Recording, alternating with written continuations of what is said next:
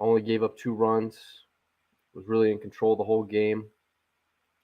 Struck out 6.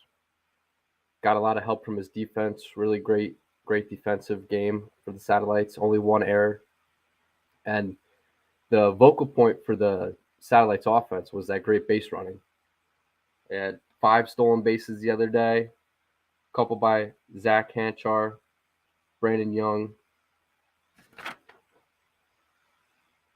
Bradley Farrell had a stolen base, so this team is very, very dangerous on the base pass.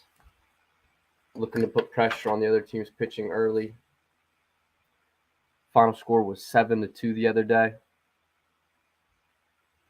Satellites have done a very good job defensively and have to just keep it going offensively, getting guys on base, putting pressure on the opposing pitcher, trying to steal as many bags as possible.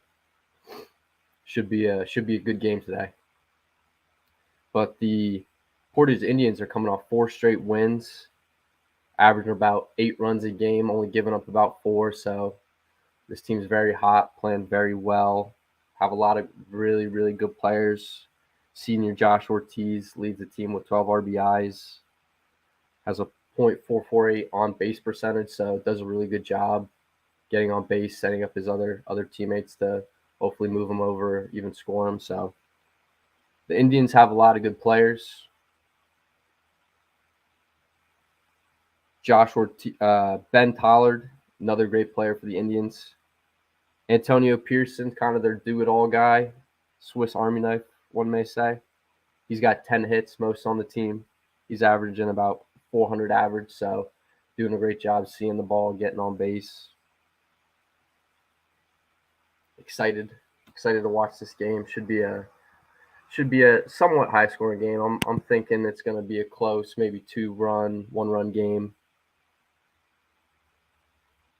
Really excited to see how both teams come out early. We're doing a little warm-up here. Doing a little outfield drill. Working on the outfielders, just feeling it, getting it to either their cutoff or practicing doing the relays to home.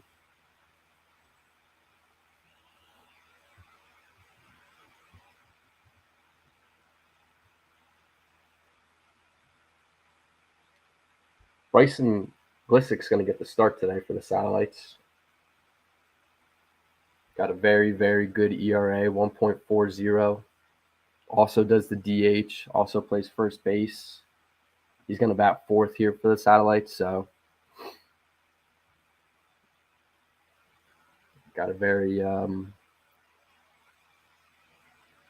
almost Shohei Ohtani-esque kind of player coming, going to do both sides of the ball. Excited to see him pitch against this very hot Indians lineup. Indians also have some very good pitchers. Emrick Lopez has a .64 ERA, as well as Matt Krosag has a 1.62. And the Indians are not afraid to steal bases either. A couple of their guys, Tristan Durendag has 4 stolen bases. Adam Alice has 5 stolen bases, and Antonio Pearson, talked about him earlier. He's got that 400 average, leads the team in hits, also has the tie for the lead in stolen bases with 5 as well. So Indians have some guys that can get on base, put pressure on Braden Glissick early on. Excited to see how Glissick comes out and attacks these Indian hitters. Looks like a nice, warm, sunny day there in Union Mills.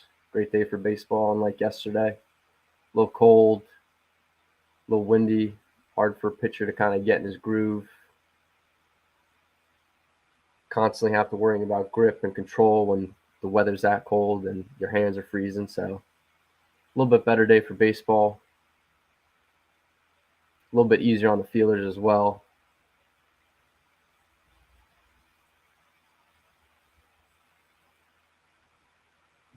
It was more of a ground ball warm-up drill to the second baseman and shortstop.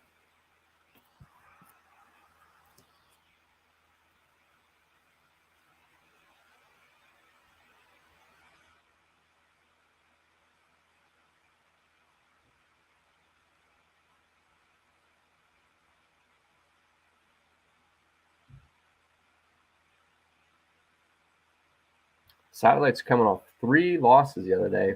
Put a 7-2 win against the Tigers. Played very well. Head coach of the Satellites, Zach Coulter, was very aggressive on the base path, won a lot of stolen bases. Satellites just played a very well-rounded game, but was led by their starting pitcher, Braden Grass. So hopefully they can have the same result today. Just have to play smart in the field, limit those mistakes as much as possible. Hopefully get on base early, get some runners in scoring position, find a way to get them in. But I'm expecting a very tight played ball game, and hopefully we get some good baseball today.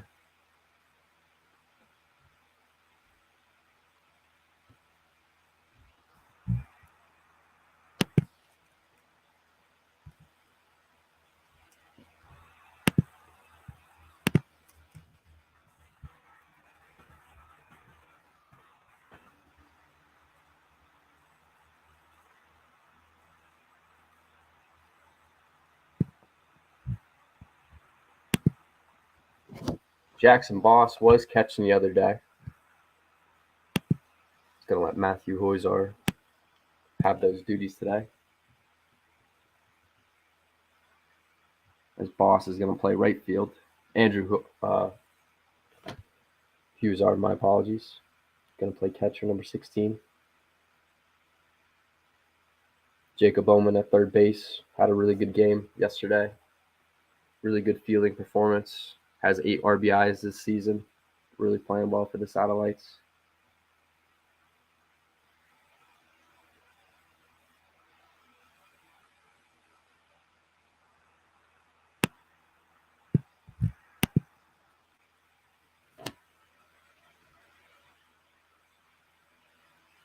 I think some keys to this game for the Satellites would, like they did yesterday, have really, really good pitching. And that starts with Bryson Glissick. He just got to have control, find that strike zone early, put the pitchers in tough situations, put pressure on them, and really just trust his feeling, because the fielders really did a great job yesterday, specifically Bradley Farrell and Brandon Young. Made a really, really nice play in center field, and Bradley Farrell and Tommy Sullivan turned a couple double plays, so you should expect nothing else from the.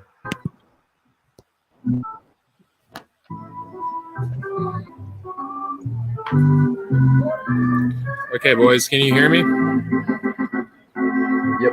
Yeah. Okay, so what are some of the keys there, Dusty and Aiden, for the Satellites to keep it going and keep it rolling in this young year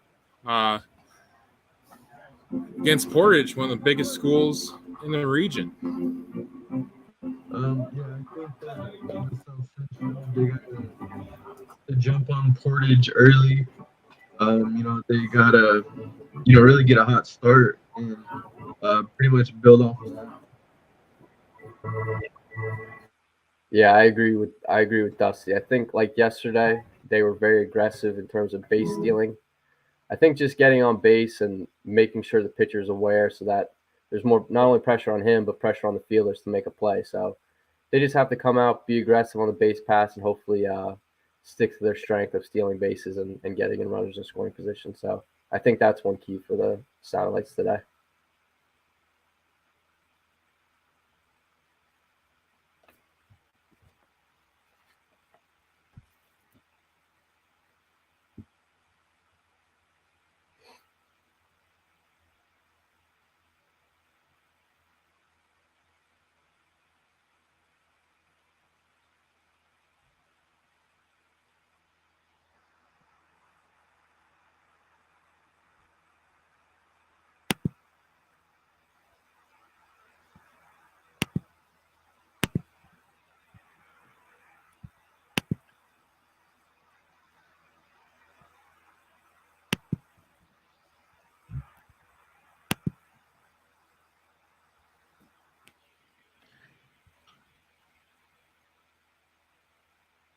So was it a good game yesterday?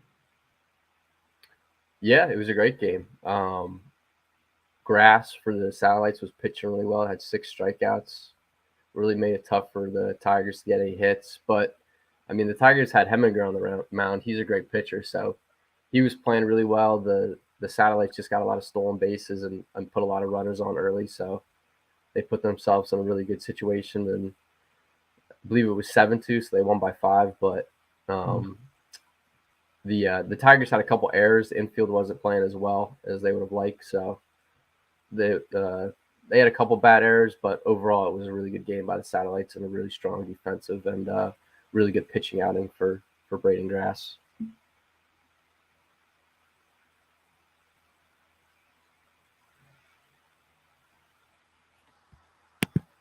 Excited to see Bryson Glissick pitch today.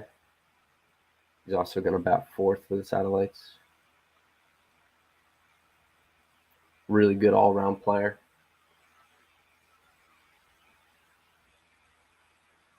Yeah, I think Bryson Glissick, he has a really good bat. He has a lot of power. Yeah, they have. Oh, go ahead. Yeah, they have him batting 4th, so he's definitely that power bat there. Yeah. He got walked the other day. Looked like he didn't really see many strikes the other day, but he did make contact on the 3rd at bat. It was an out, but he still made great contact. So I'm excited to see him give another go today and see what he's got on the mound for us.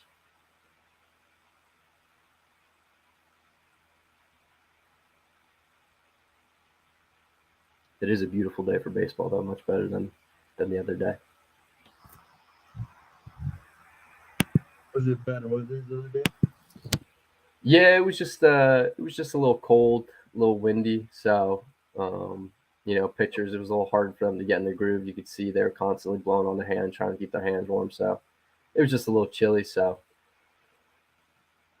it was tough for them to get into a groove. Yeah, typical weather. Yeah.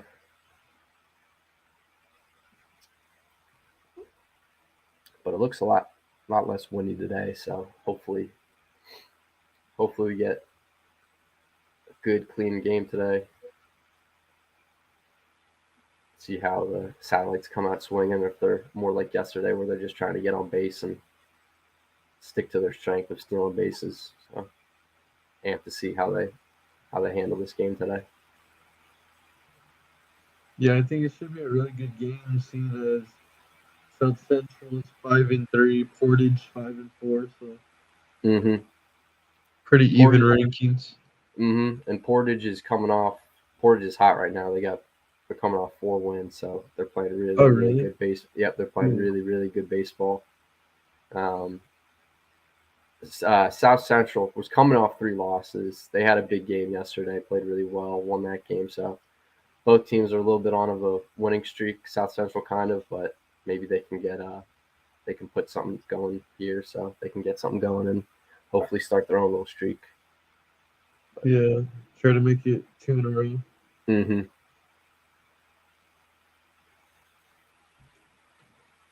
Is the game starting at 5:30 or 6? I thought it was starting at 5:30. Yeah, I could have swore that it said 5:30. Maybe there's just a little bit of a delay. So you're in Eastern time? Yeah, I'm in Eastern time. I'm in Virginia. Oh, nice. Yep. Are you in Indiana as well? No, I'm actually in New Mexico. Oh, New Mexico? Oh, wow, that's cool. Where about? In Las Cruces. Have you heard of it? Oh, Las Cruces? No. New Mexico though. Is that what time zone is that on? It's a Mountain Standard Time. So it's 3:00, 3:41 there. Yeah, it's 3:41 right here. Okay. So you're 2 hours behind me. Okay. Yeah. Okay. And Josh is of course Central, so in the middle. Yeah, right there in the middle.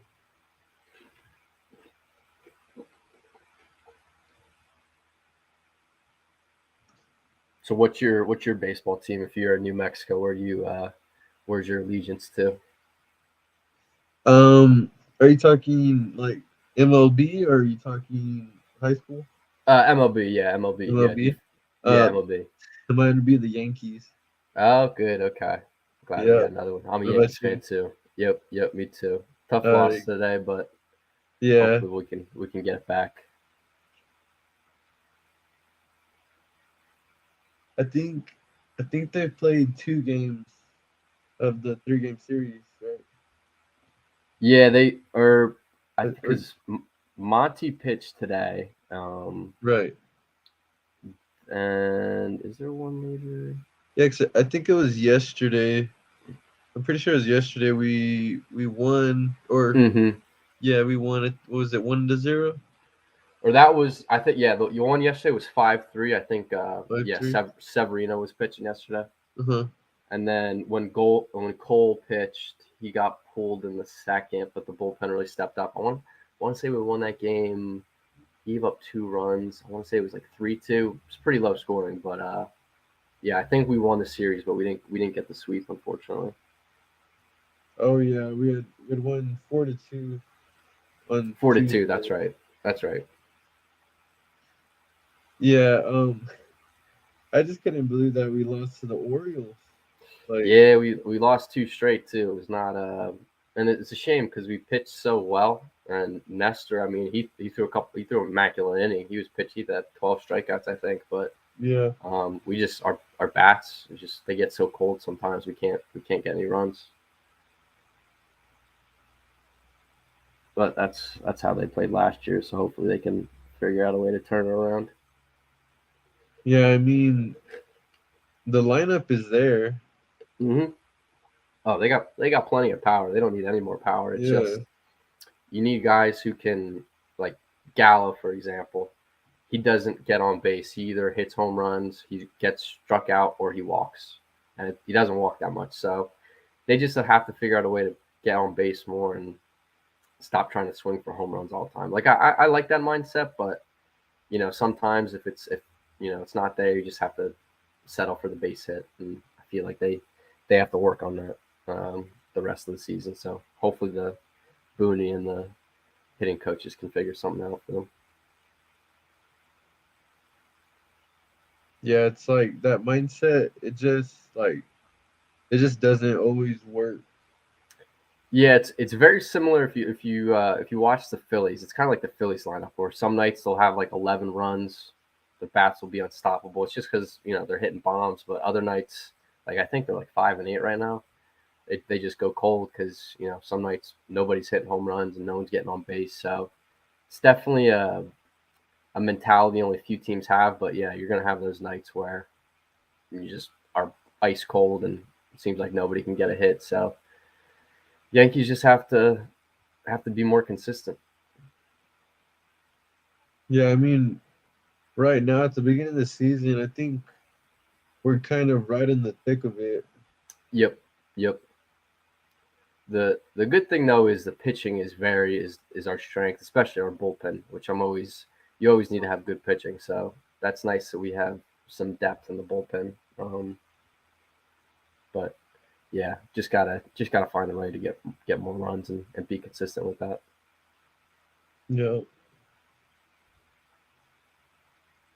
All right, About to get started. I think. looks like the satellites are about to. Take the field, maybe. Looks like they're talking with their manager, going over some pregame. So, do you watch basketball? Yep, I'm a big basketball guy as well. So, have you been watching the playoffs? Yeah, I watched the Nets game last night. A couple of my buddies came over, and it was they're Celtics fans, so it was not very fun. Yeah. Yeah, especially after we choked that. Just I don't know for some reason Durant has been playing well. They've been playing very physically, but he just Mhm. he hasn't been able to find a shot yet. So hopefully they can turn it around, but I'm not optimistic. Yeah. Who's Are your you? are you a Knicks or Nets guy? Uh, I'm a Warriors fan. Oh, you like the Warriors? Oh, okay, okay. Well, Yeah. they're looking good too. Yeah. I mean, we finally got Klay Thompson back. We got because a lot of our lineup was like injured throughout the season, and somehow we still ended up with the number 3 seed. Yeah, Yeah, you guys are really good though, and really well coached. I mean, it's virtually unstoppable to stop Steph Curry. You just have to hope that he's having an off night. But yeah, he's a tough guy to guard. Yeah, like Jordan Poole, Jordan he's Poole, excellent too. he's been going off here in the playoffs. His first 2 games. The Warriors just have a really good scouting department because they can find like the best shooters, guys who fit their scheme. Like they didn't draft Jordan Poole that high, right? He was like a second round pick or late first round pick, I and think yeah, it wasn't really. and I mean that guy's a stud. And he fits Yeah, in. He plays really well with Curry and Thompson because he can space the floor. So plays pretty good defense too. So I mean, out of um, Michigan. yeah, Michigan guy. So they just have, and I really like Steve Kerr. I think he's a really good coach. Um, so they're always a threat to win it. They're always a threat to win the NBA championship. So Yeah, Steve Kerr. Like when I had found out that he had played for the Bulls with Michael Jordan, hmm like I thought that was really crazy, and so he won championships with Michael Jordan as a player. And he was hmm like he wasn't just no scrub or nothing. Like he no, was he hit a big shot. You remember yeah, that who they were, shot. yeah, where they doubled Jordan and he kicked it out to Kerr and he hit that one right at the top jump shot, right at the top Yeah. of the key.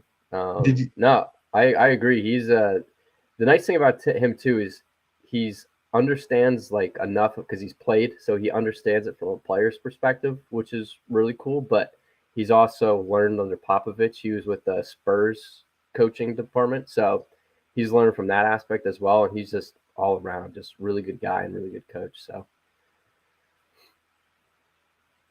that team's going to be a problem. Whoever they face in the playoffs, it's not going to be fun.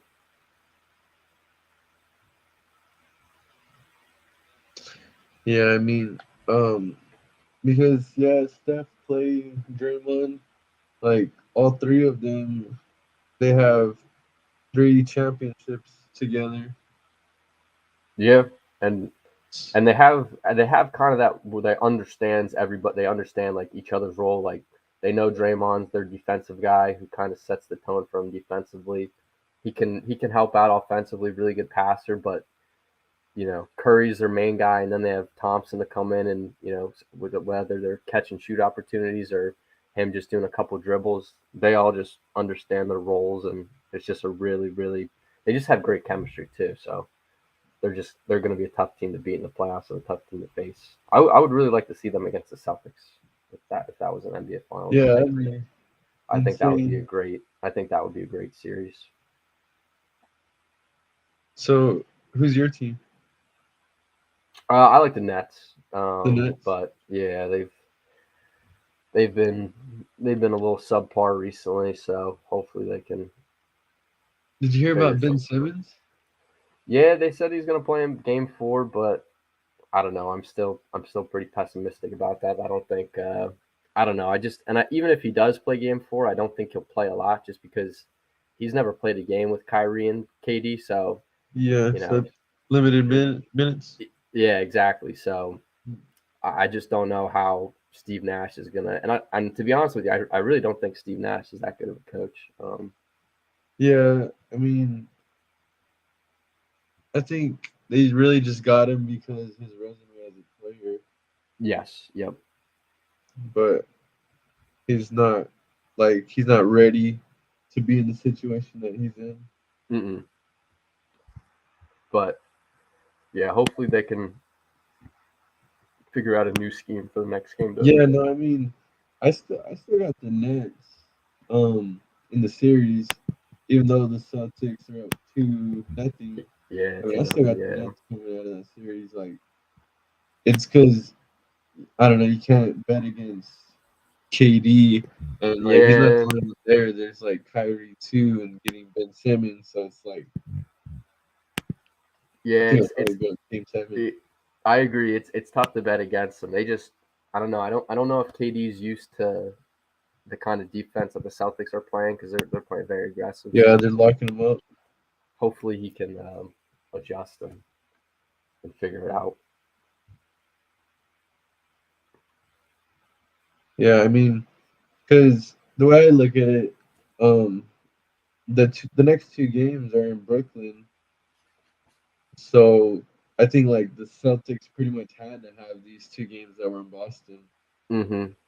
I hope. Yeah, I think Kyrie will play a little bit better too because it's tough to play in that environment. Yeah, When exactly. people are, Yeah, the distractions and everything. yeah, you're trying to focus, and he's going through Ramadan too, so he's literally getting snacks pregame, and I'm sure he's getting very frustrated with people yelling expletives at him and getting in his head. So I'm sure he'll have an easier time back in Brooklyn. Yeah, I mean, like the fans just like they've just been too much, like to where the point where he had to flip them off.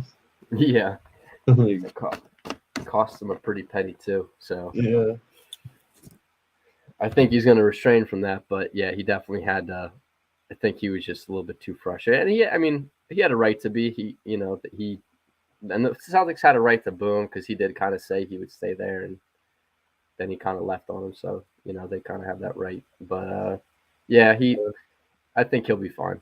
Um, but it's just the team as a whole. I'm more worried about defensively because we just we can't match their intensity on the defensive side of the ball. So hopefully Steve can figure out some adjustments for us. yeah, the scripts kind of flipped. Yeah.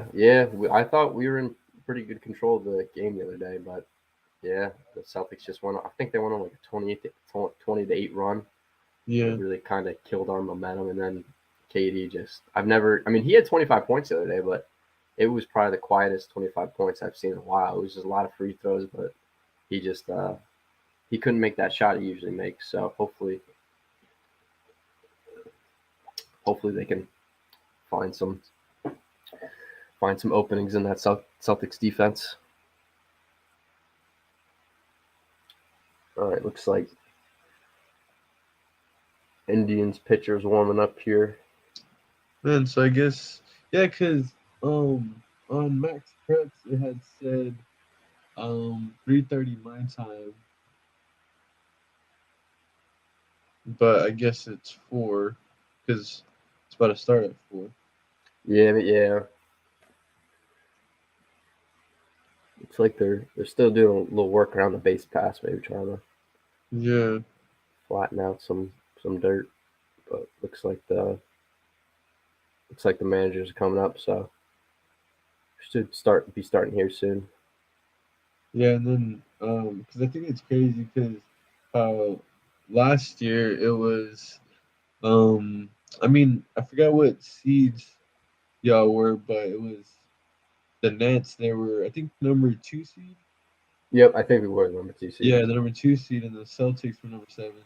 Hmm. And then now it's flipped around. Yeah, and both games have been really competitive. They've been really really fun games to watch. I mean, the fans are definitely getting their entertainment value out of it, but Yeah, they I just think I think that like this series is probably like one of the best series of the playoffs so far. Well, that's the other thing. This was always I thought this was going to be in my early prediction of the season. I thought this was going to be the Eastern Conference Finals. So Oh, yeah, it's kind of spoiled now, but they kind of yeah, played in the first round. but it's still a great series, and it's going exactly how I thought it would. I mean, I know it's going to be tough, and the Celtics are going to play unbelievable defense, but I thought we should have won game one. We should have won last night, but we just kind of gave it away. So got to right the ship. Yeah, I mean, for my conference finals for the East, I mean, I got either the Nets and the 76ers, Sixers are good too. Yeah, or the Nets and the Heat. Heat very good, very team based team. I like them because they got great coaching and it's an all around effort. You look at the 76ers. I was watching that game last night too, and Embiid hit that really clutch three. But um, yeah, that Sixers team kind of relies a little bit too heavily on Embiid, and I don't really trust Harden in the playoffs as much as I used to. So I would like to see the Sixers win. They have a really good team. I like Doc Rivers, but I don't know. I just for some reason I feel like they're gonna lose in the next round. Yeah, that's what I was thinking. I'm thinking that it's going to be the Heat and the 76ers. That's what a lot of people were thinking, and Yeah. I think that series would be really, really good. Oh, that would be a great series. That'd Yeah, be a great series. That's a good thing about the East now. It's very the East back when like 2018, back when LeBron was still with the Cavs, the East wasn't that like stacked, and now it's like all right, you got the Heat, Sixers, Nets, Celtics. I mean, they got just a lot of good teams. pretty much. I mean, kind of like 1 through 8, but um, honestly, like the Raptors, even though they're a 5 seed, like I don't think they're that good. Yeah, I don't know. They they have a good team, all around team, but I don't think they have that one guy that can Yeah, exactly. lead Like, them to the like they kind of lost Kawhi and they kind of lost yeah, that they need that guy they go star. to. Exactly.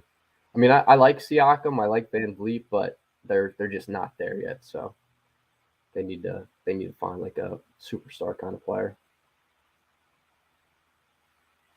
Looks like starting lineups for the Indians are coming out.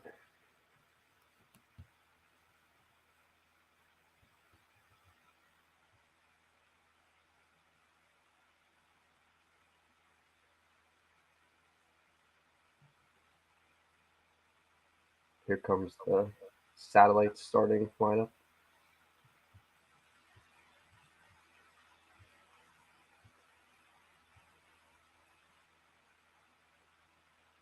There's a center fielder, Brandon Young,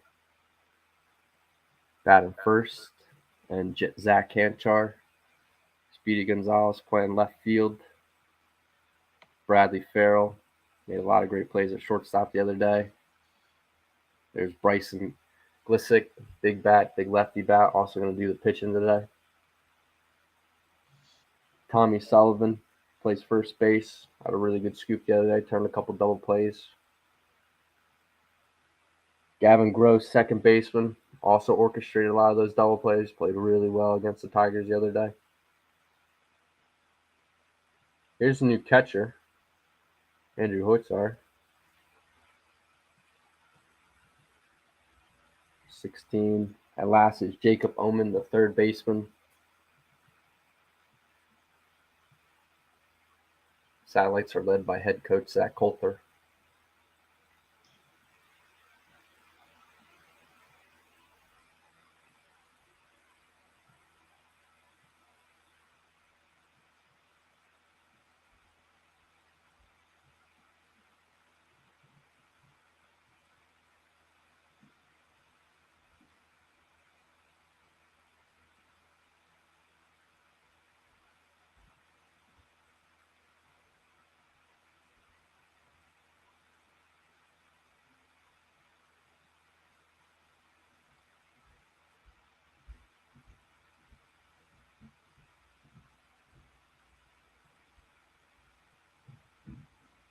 A little photo op before the national anthem.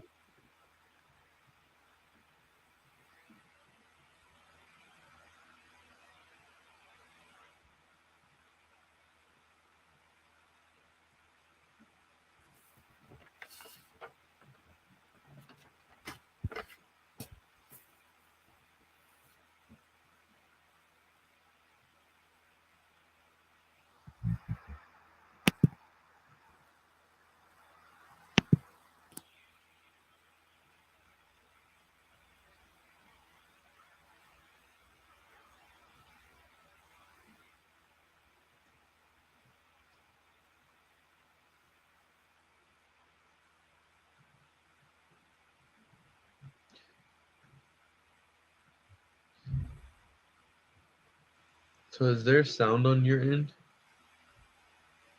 Um, I don't hear it yet.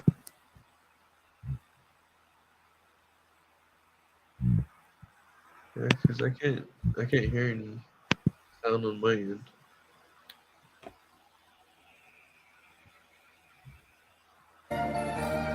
Unreal.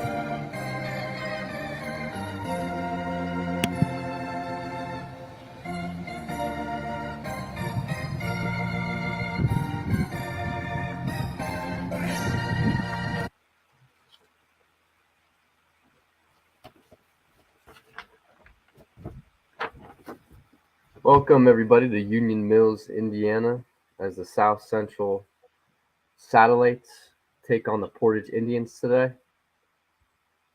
Satellites are coming off a win the other day against the Tigers. Really great pitching performance by Braden Grass. Struck out 6, only walked 2. Really pitched a great game the other day. Bryson Glissick gets the start, the left-hander. Also bats fourth for the Satellites. He's going to be the head man today.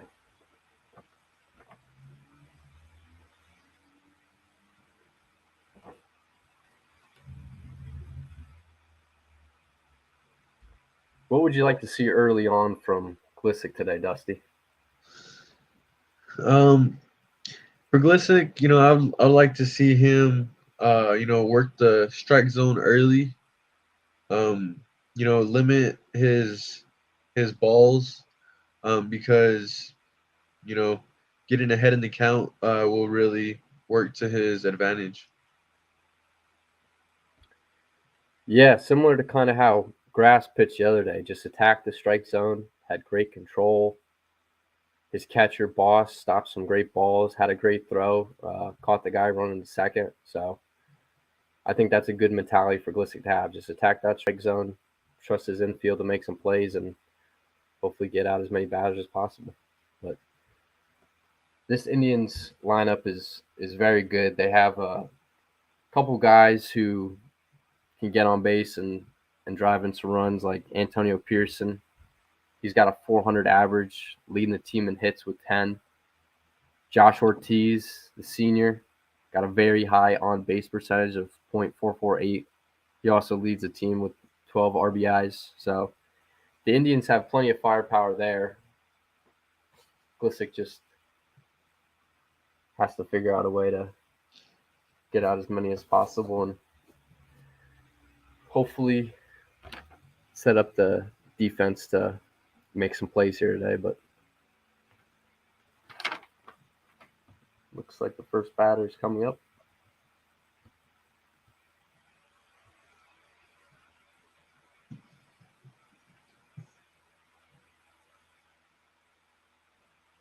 Number 4, Emerick Lopez. Or, nope, number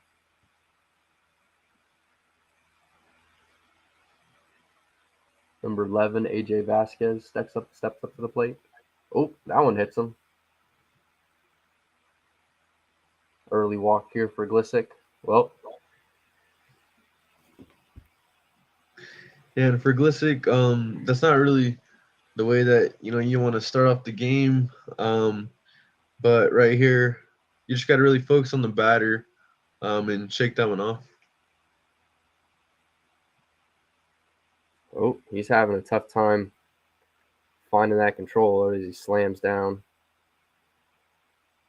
A little upset early on for Glissick. First 2 pitches, hits both batters.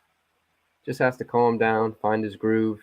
Like you said before, Dusty, really attack that strike zone and try to avoid walking as many batters as possible. That's a good pitch, called ball 1. 1-0 on the count.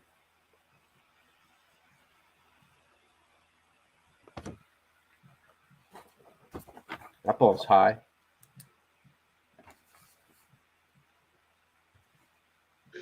And so for Glissick, he just really has to, calm his nerves and, try to throw a strike right here. He almost got that one. Still a little high. Still having a tough time finding that zone. You can tell he's a little upset at himself.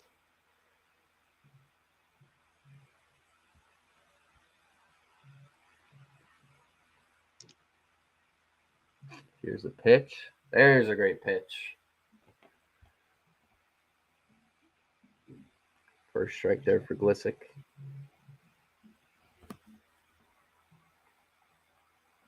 Gets a swing and a miss there. 2-2 You in know, the count. Glissick starting to work a little bit of a groove. Maybe he could get this batter right here. Swing and a miss. Oh, foul tip. Great job by Glissick. That was Antonio Pearson, their star player. So really good job by Glissick to get him out there. And a great job by Huizar, able to hang on to that one. Mm-hmm. Huizar's up behind the plate today. Boss was behind the plate the other day. Made some really nice plays. Stopped the ball a couple times. Threw out a runner at second. So see how Huizar does today. That one swung on and missed.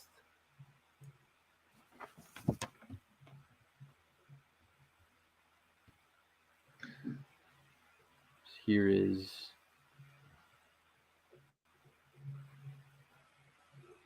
calls time.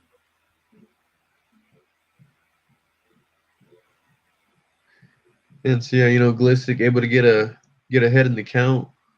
Now he just got to stay with it. Puts that one in play. Fouled off. Here's Josh Ortiz for the Indians. Having a really, really good season this year. Gets on base a lot. Almost half the time, half of his appearances, he usually gets on base. And this guy is a serious RBI threat. 12 RBIs. That one's inside. Glissick wanted it. Dropped in late. Said it was a little bit too far inside.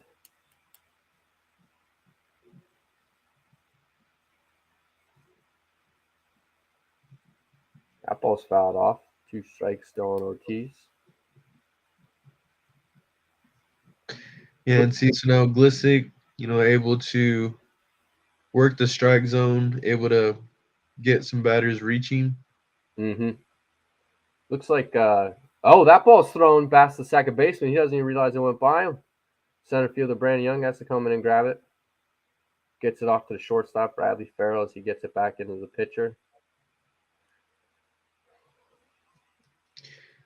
Yeah, and so right there, Glissick, checking on the runner, it's really a good thing for a pitcher to do, but just not a really good throw, and both of the runners advance. Looked like the manager came out to talk to Glissick. I wonder what he was talking to him, Dusty. Probably just said, maybe no more pickoffs, or maybe just kind of keep attacking that zone. He's definitely calmed down from the first 2 pitches, hit the first 2 batters, the first 2 pitches. Now you can see he's starting to find the zone a little bit better. So 2 strikes on Ortiz. That ball is hit and deep left, going foul. Good battle right here.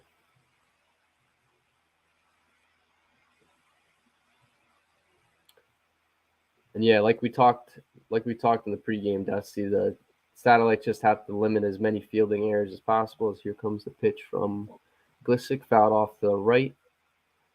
Satellites just have to limit as many errors as possible, try and play as clean a game as possible, and just not let any unforced errors, because this is a very good Indians team, and they're hot right now. So gotta limit as many mistakes as possible.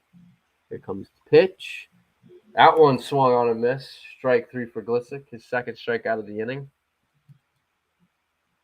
Seems like he's calmed down a lot, Dusty, since those first 2 batters. Seems like he's eased into the game a little bit more.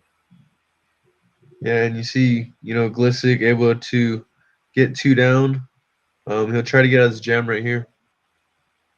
That ball's put on the left field. Going back.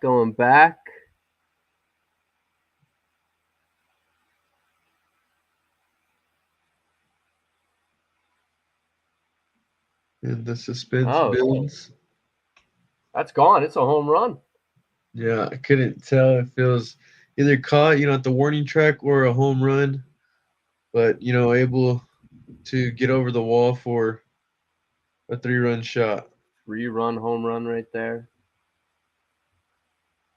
Really nice hit by James Hout.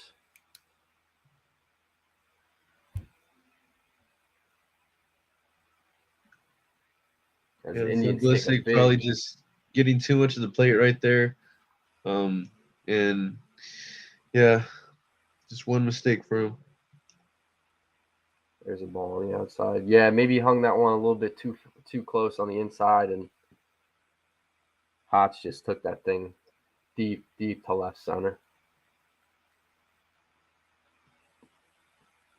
This was the perfect way for the Indians to start this game. There's a called strike. It was a great pitch by Glissick.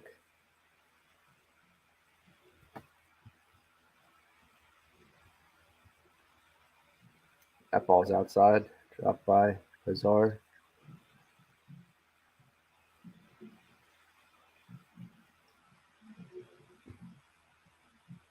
Up next for the Indians is Tristan Dusendang. He's got 4 stolen bases this year.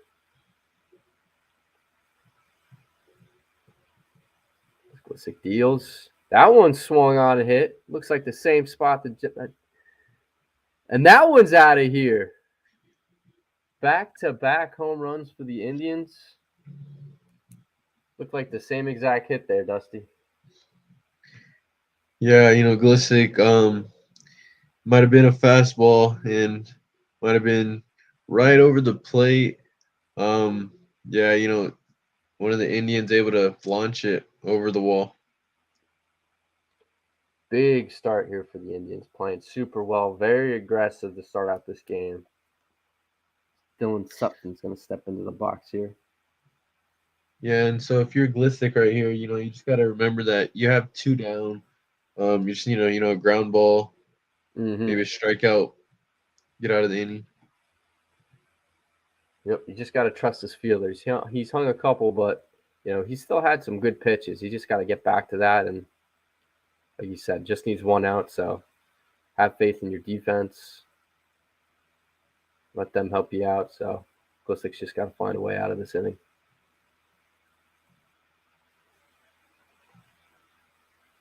Comes the 1-0. That ball swung on foul back.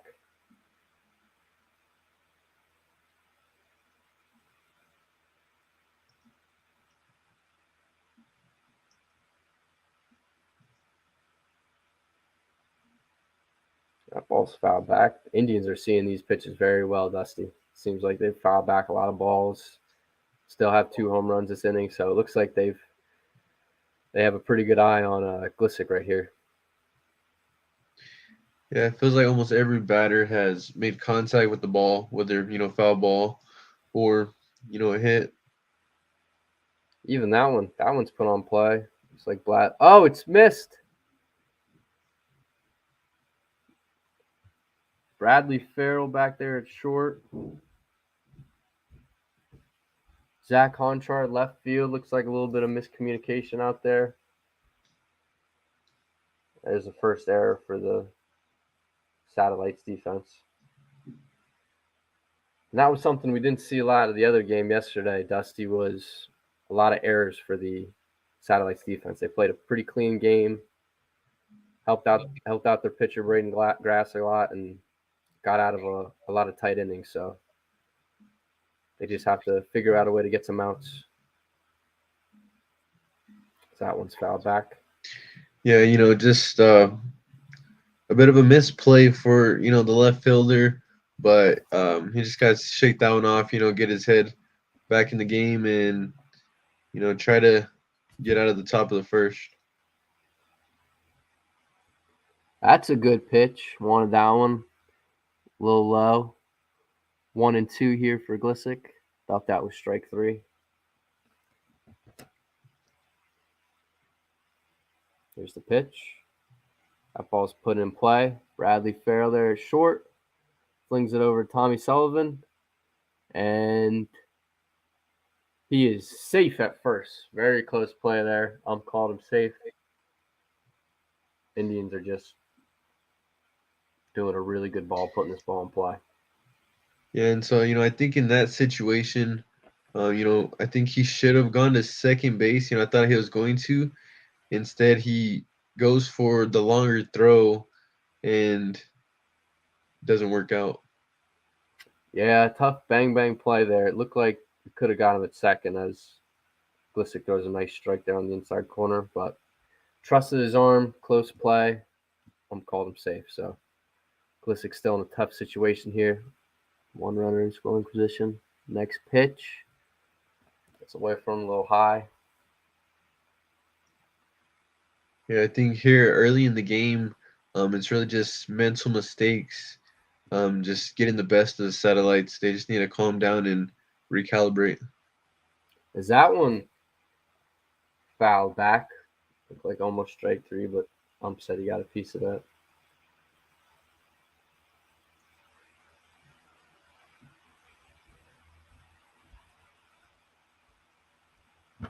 Comes a payoff. Puts that one in play.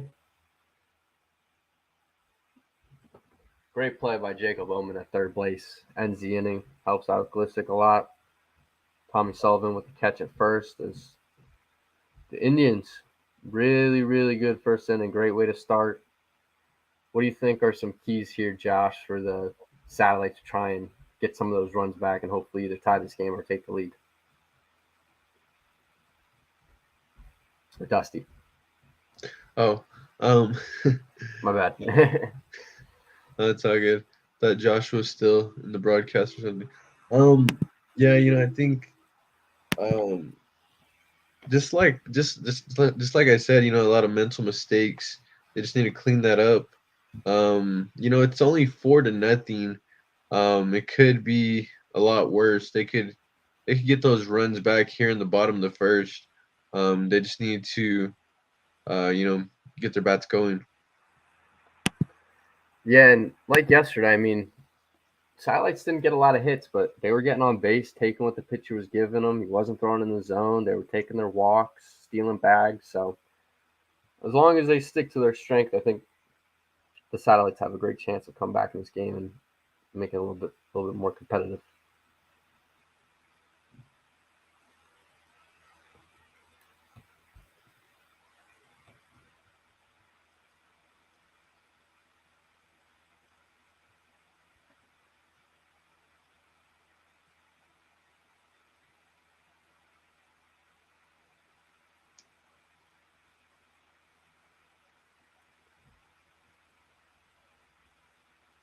Emerick Lopez is going to pitch today for the Indians.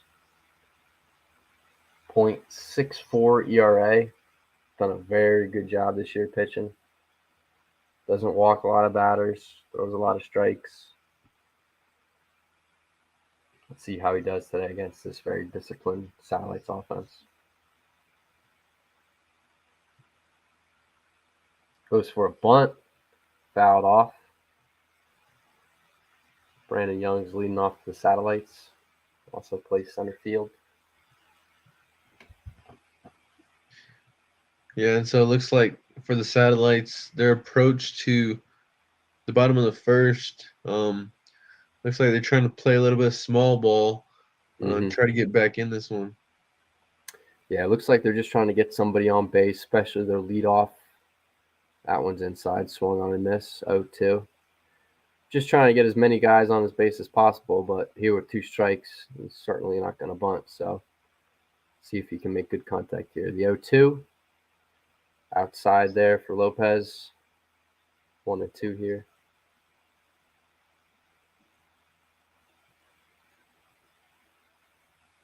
That one swung on and miss. Strikeout there for Lopez. Yeah, and so Lopez, going to that pitch to the outside of the plate, Young didn't bite on the first one, but he goes right back to it. Young swings and not able to get it. Yeah, he missed a little bit on that third pitch, but it looks like that fourth pitch was right where he wanted it, and he got Young to swing. So really good pitching combos there from Lopez as the left fielder, Zach Conchar, steps up to the plate. That one swung on and hit past the shortstop. Great hit by Zach Conchar.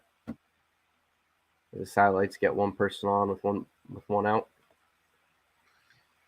Yeah, great effort for the shortstop, but Hunter able to get the best of that one. He'll be on first. Honchar the other day, Dusty sold 2 bases, has 7 stolen bases this year. So this guy is a very serious threat to steal here. As Lopez looks over, expect a pickoff. Yep. Steps off, but doesn't throw it back. As Honchar takes a big lead from first.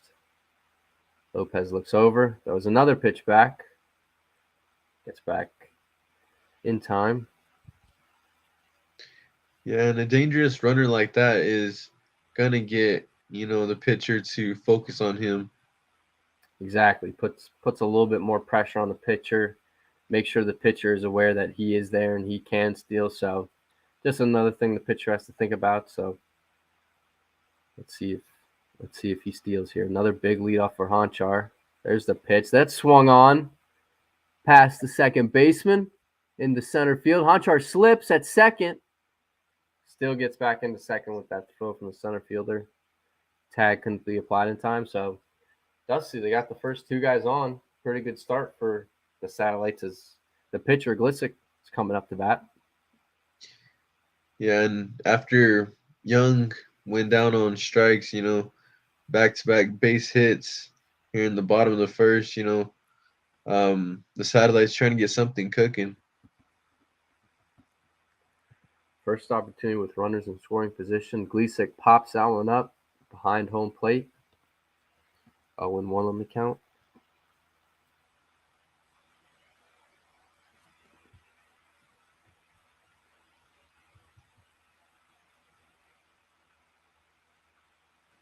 Zach Honchar at second. Bradley Farrell first.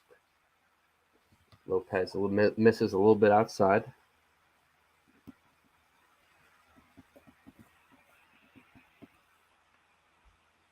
It's 1-1.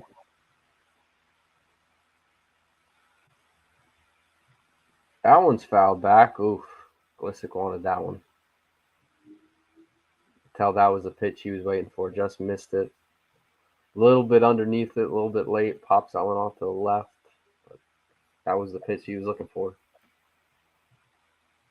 Here's the 1-2.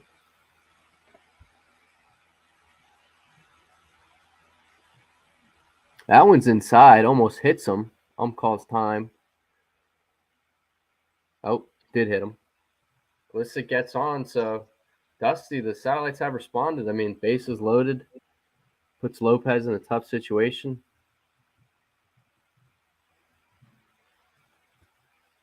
It's Tommy Sullivan, first baseman, comes up to bat. Yeah, huge opportunity here for Tommy Sullivan as trying to make some noise. Good stop there by the catcher for the Indians.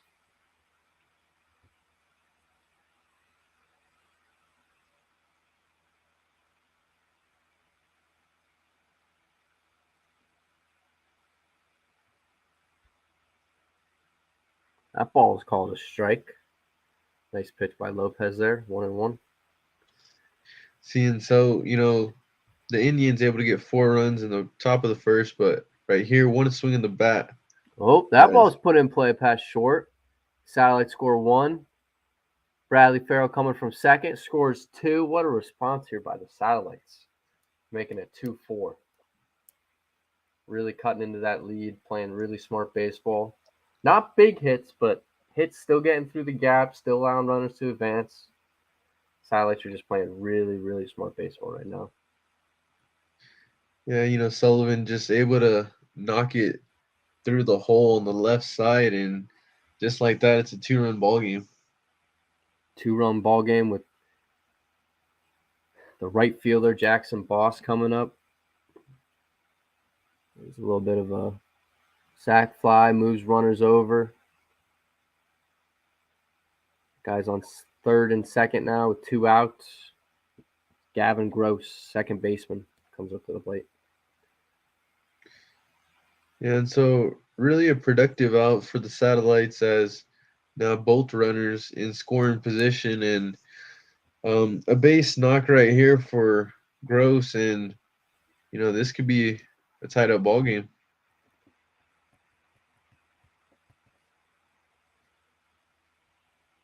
Here comes a pitch from Lopez. That one misses.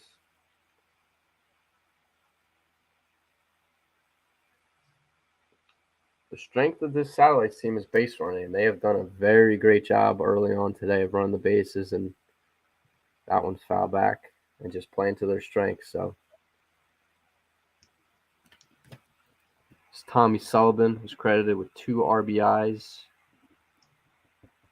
that last at bat. That one's a pickoff. Got the runner at second. He's in a pickle now as they're coming home with it. Gilsick falls. Uh-oh. Gilsick hurts his knee a little bit there. Gets up a little gingerly. It's a kind of an awkward stumble there, Dusty. Almost kind of was jogging there and just slipped backwards and fell. Yeah, just unfortunate for Glissick. But seems to be walking it off. Yeah, it looks like maybe he just twisted or fell on something awkwardly and just has to, getting back on the mound. But tough for the Satellites. They were having such good base running, moving guys over, and got caught in a little pickle there. Nice pick off there by Lopez, catching Tommy Sullivan off guard there at second base. So.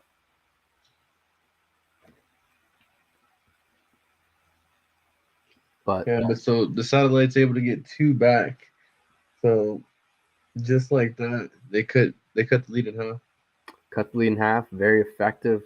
Just really smart baseball. Glissick's got to come out here and really set the tone again. Try and not let anybody on.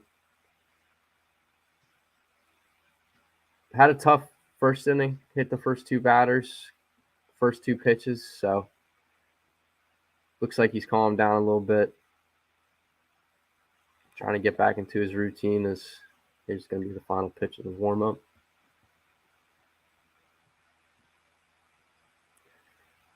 Nice throw there by Hazar.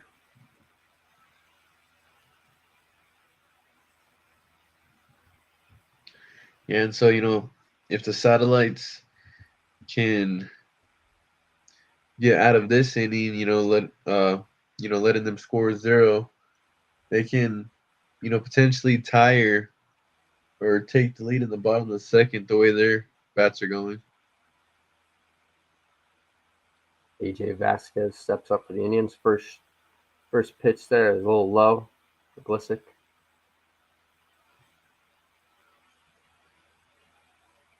One to know. There's a great curveball. That dropped right in the zone. 1-1. Yeah, great pitch by Glissick. Comes the 1-1. That one got away from him. Great stop there by Hazard. Really good play by both catchers yesterday and today. Made some really good stops. Boss made a nice throw there at second the other day to get a runner in. That one's put in play to the shortstop, Farrell. Makes a nice throw to Sullivan as Glissick retires the first batter. Yeah, and so for Farrell, in the top of the first, he had that throw that, he wasn't able to make in time, able to get a little bit of redemption here in the top of the second.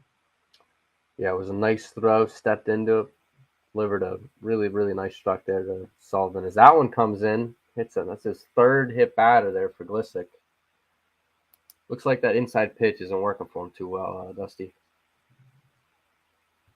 Yeah, that one just goes a little bit too inside. It's going to be the 3rd hit batter of the game for Glissick. It looked like a curveball there. It looked like it kind of just slipped out of his hand almost and just got a little out of control. That one fastball a little outside.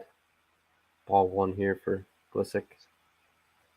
Yeah, and so, that hit by pitch might be in his head a little bit. There was a great inside pitch there from Glissick. That one dropped in. Find the zone here. So here comes Pearson up to bat. Really, really good ball players. There's a pick off there to Sullivan. Checking on Vasquez at first. Nice pickoff attempt there by Glissick. Here comes the 1-1. That one swung on. Foul left next to Jacob Omen. Foul back. Now, if you were Glissick here, Dusty, would you go with 2 strikes? Would you have him chase with a curveball? What would be your process to pitch here? You have a couple balls to work with here, so I would go with the off speed. That one's Vasquez steals second pretty easily. Hozar with the overthrow. Brandon Young has to back him up. Let's see if he goes with that off speed here with 2-2.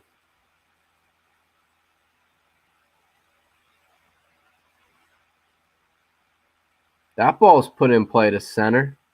Runner stays, and it gets down. Vasquez gets the third. Pearson on first. Really good piece of hitting there by Pearson, Dusty. Yeah, that one shot straight up the middle. Satellite's able to get the ball in, so the Indians not able to score a run, but now runners at the corners. Still only 1 out. Great opportunity for a double play. Saw 2 double plays the other day. Bradley Farrell orchestrated them. Gavin Gross made a couple nice throws, and Tommy Sullivan was the first baseman. They made one nice scoop and really, really played well the other day. So let's see if Glissick tries to deal a ground ball here. That ball's put on a little bit outside. Nice catch by Hazar. You definitely want to avoid all wild pitches here, right, Dusty? No wild pitches, no pass balls. Can't let any unforced errors from the catcher here allow to score runs. There's a pick off the third. Fake throw. Gets him at second. Great play by Glissick. Vasquez almost goes home. Thinks about it.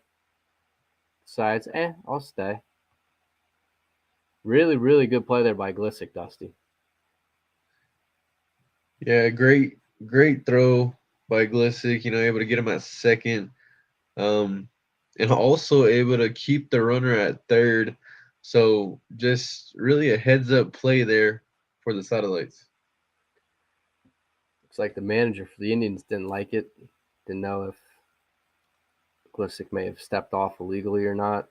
But nevertheless, really, really great flake there by Glissick. Got the guy going a second, and now there's 2 outs. So very different situation. Sack, can't do a sack fly. Has to put the ball in play and hopefully get by the fielders, but definitely a tougher situation now for Josh Ortiz, the hitter for the Indians. And so a great stop right there by Huizar. If you're Huizar right here, you just got to be a brick wall, not let another run score here. Keep this ball game 4-2. That ball swung on. Strike 2. Yeah. Huizar, great catcher. Their other catcher, Boss, really good. Didn't have any pass balls the other day. Definitely don't want to let a runner score here with 2 outs, especially on a pass ball. You want to make sure you give them, either strike them out or give them the put in play, and hopefully trust your defense to make a play for you. So there's a ball low for Glissick. Good eye there by Ortiz. Ortiz has a great slugging percentage this year. Top 3 on the team. So that ball is put in play to the first baseman. Foul ball. Foul ball was called by the home plate ump. Looked like that was just in play there, Dusty, until the final end when it was getting to that first base bag. Looked like it just went over that line as it got to first base. So yeah, that one just went foul. Maybe the first baseman could have charged it and potentially kept that fair, but just goes foul. That one's foul back. Really good contact there by Ortiz. That ball was kind of outside, hard to hit, but still fouled it off, still battling here. So really good duel here between a really good pitcher and a really good batter. There's 2 strikes. That one's put in play to right center. And it drops. Ortiz going to second. Stand-up double there for Ortiz. Indians score another run. 5-2 Indians here. That was a really good piece of hitting right there, Dusty. Yeah, just a shot out to right center, able to get the RBI double. So Indian offense is still pouring on. There's a good curve by Glissick. It's a good start off pitch. Keeps the hitter honest. Ortiz is off second. Here's James Houts hit a home run in the first inning. 3-run shot as he blasts that one into center field. Brandon Young gets under it, makes a great play as the Satellites get out of a tough jam there. Allow one there, Dusty, but Glissick's able to prevent any further damage and hold the Indians to just 1 run there. Yeah, and for the Satellites, you might have given up 1 run, but able to really limit the damage, and it's still only a 5-2 ball game. It's only 3 runs. You just gotta, make contact here and, try to get back in this ball game. Lopez comes back onto the mound for the Indians. Still a lot of baseball left, Dusty. Only the bottom of the second. Satellites still have a good amount of time to get those runs back, but see how they play against Lopez here in this inning.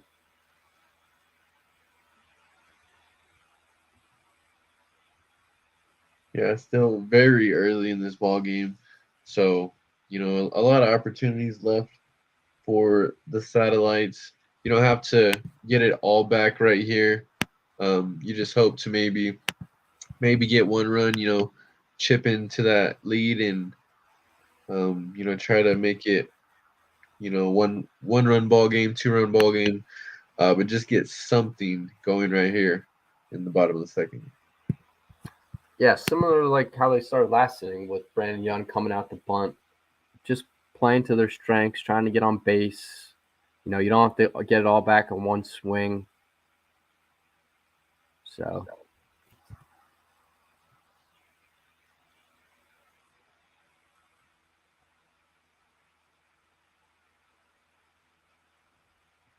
here comes the second baseman for the Satellites.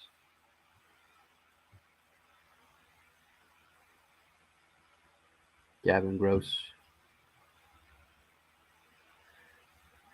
Lopez wheels and deals. That one swung on. Hit the left center. That's going to drop. Nice single there from Gavin Gross. Yeah, Gavin Gross just really got into that one and, able to find some green, and he'll be on first. Yeah, that was the pitch he was looking for. First pitch he saw, swung right away, a little bit inside, but really, really nice swing there from Gavin Gross. Lopez back on the mound. That one's fouled back.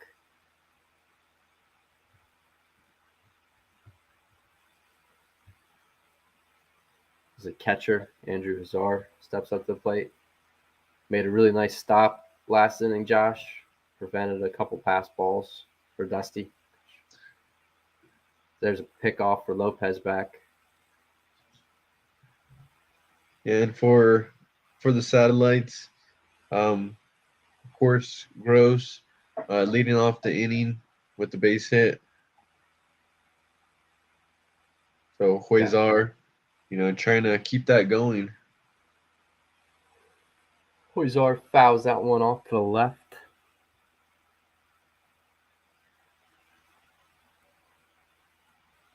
Now down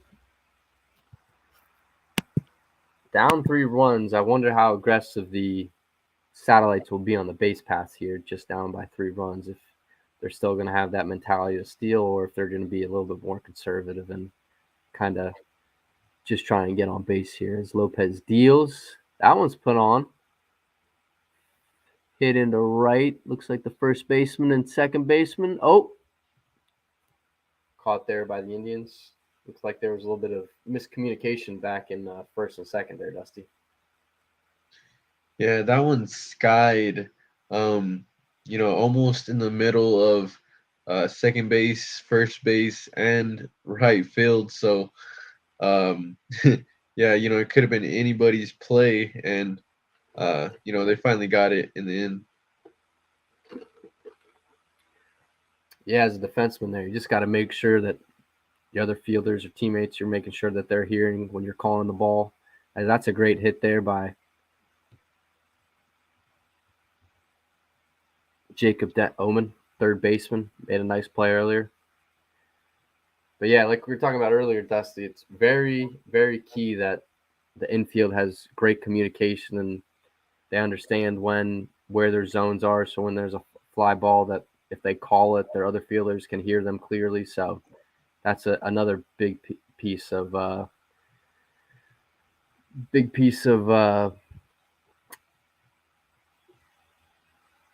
defensive communication right there is just a key for the defense. So here comes Brandon Young, the leadoff. As he puts that one in play by the second baseman, that makes a nice play. Gets him out at first for the first out. Two runners in scoring position, though, Dusty. Great opportunity for the Satellites to make this a one-score ball game. Yeah, and so a nice piece of hitting there by Young.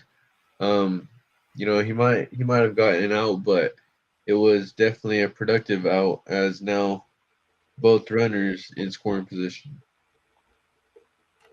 Here's a pitch from Lopez. High. Ball one for Zach Honchar. Honchar had a hit earlier past the shortstop. Really nice hit. Helped get a rally going in the first inning for the Satellites. So that one's ball. Misses a little bit low outside. 2-0 here for Lopez. Yeah, and if you're Honchar right here, you just got to try to put the ball into play. You don't really want to strand too. That one's called a strike. 2-1 here. Yeah, Honchar, last thing, he's thinking, all right, can't strike out. Have to figure out a way to put this ball in play. See if I can at least score one run. Even a sac fly, I mean, that still scores a run. That's a great pitch there by Lopez. Started really inside and then just cut back in at the last second. Honchar thought it was almost going to hit him for a second. Really nice pitch there by Lopez as the 2-2 comes on. Fouls it back.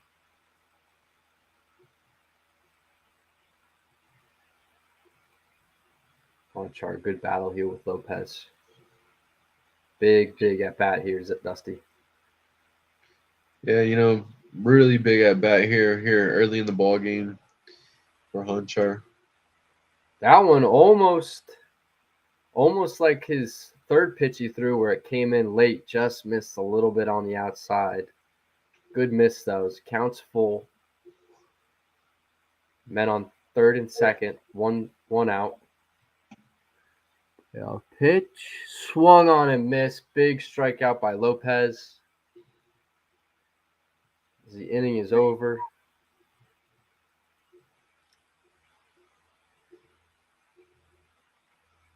Satellites strand 2 runners. Yeah, just a huge strikeout for Lopez there. Yeah, Lopez has gotten himself in some tough situations early on, but he's really done a great job pitching and getting out of it. So Indians are still up 5-2. Glissick comes back onto the mound, going to the top of the third.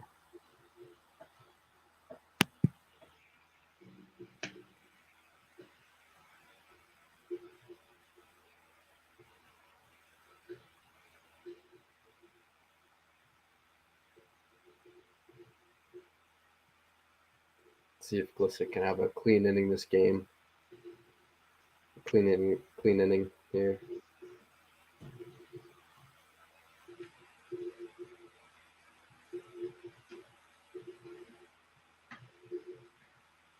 Yeah, for Glissick, giving up 5 runs, you just gotta almost have amnesia right here, going into the top of the third. Yeah, you got to have a quick memory. You can't think about those last 2 innings too much. You kind of just have to put them past you and focus on this next batter up here and just focus on getting 3 outs and limiting as many runs as possible. So let's see if Glissick can right the ship here as he deals for the first pitch. Gets the outside corner for a strike one. Really, really nice pinpoint location there, Dusty. Yeah, able to paint the outside corner for a nice strike one. There's another inside curveball. Batter had to duck over that one. It's a 1-1. We've seen a couple. That one swung on a miss. Seen a couple curveballs here get away from Glissick, Dusty, but looks like he really likes that inside curveball a lot. He's got a couple good pitches from that curveball, so that one's fouled off.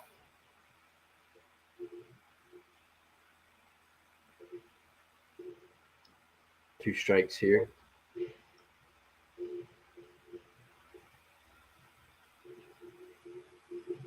That one swung on, hit center field. Brandon Young moving back.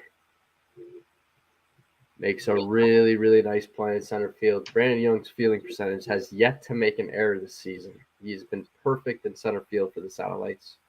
Really, really good glove there in center field, Dusty. Yeah, able to make a really good play right there.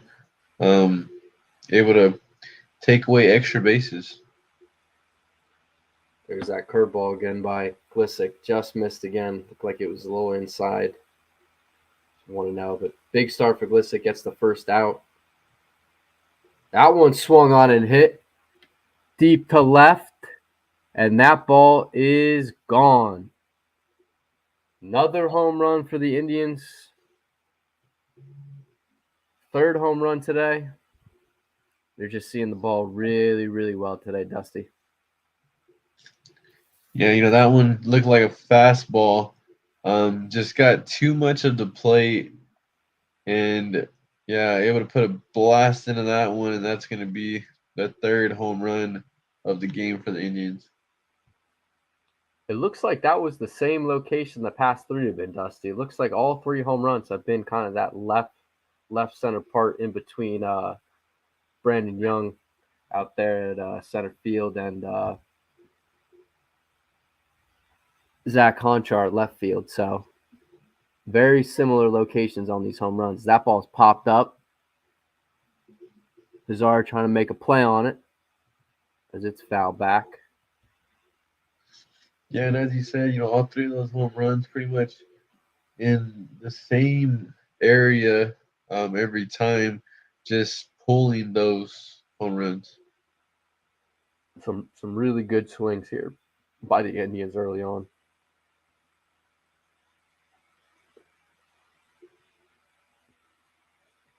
That ball's on the outside corner, gets a strike there. 0-1 here for Glissick. Hits another batter inside. You can tell he's frustrated with himself. Has made some good pitches inside, Dusty, but others have just gotten away from him and have just hit the Indians batter. So tough, frustrating start here for Glissick. Yeah, and so when you work that inside curveball, when it works, but when it doesn't, then you get that result, and as a result, he's hit 4 batters in this one. Yeah, that's a very tough pitch to throw. As Cesar makes a really nice stop there, preventing the runner from advancing. Yeah, that curveball is very tough to throw, especially in the inside part, because you obviously don't want to go outside with it because you'll hit the batter. But if you go a little bit too inside, you don't want to hang that curveball because then that batter will be all over as he goes inside again with that fastball, ball 2. But yeah, that curveball is a hard pitch to control, especially on that inside corner.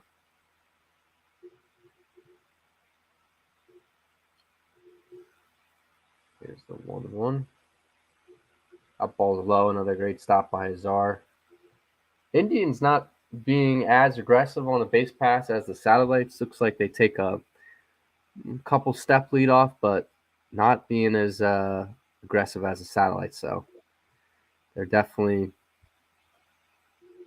definitely in a more conservative mindset as Glissick walks the Indians batter. Still only one out. Men on first and second.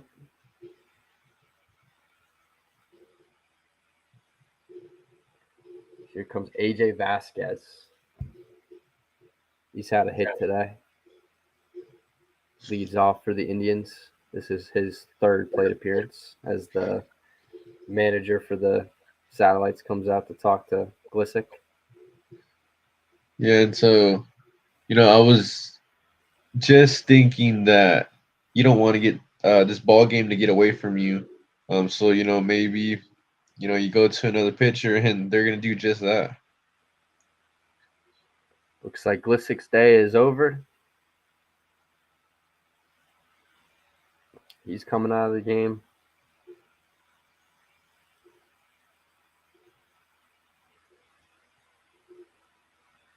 New pitcher here for the Satellites.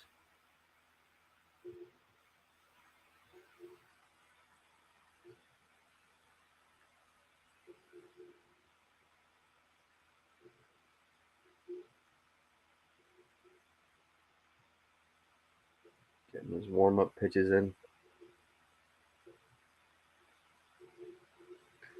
Yeah, I can't see the number on this new pitcher, but it might just be Colin Ward. I was going to say, I was looking to see what number he's wearing. It's kind of hard to see, but yeah, I was thinking Ward as well.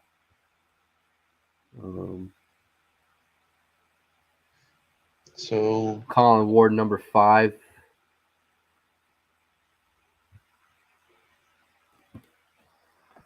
It might just be him.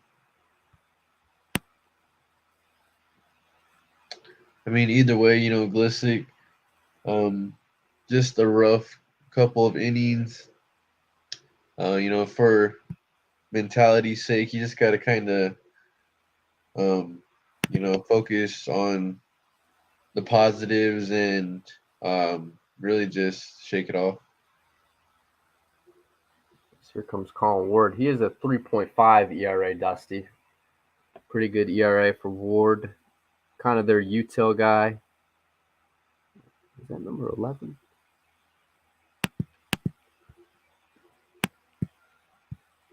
Plays catcher as well, Colin Ward.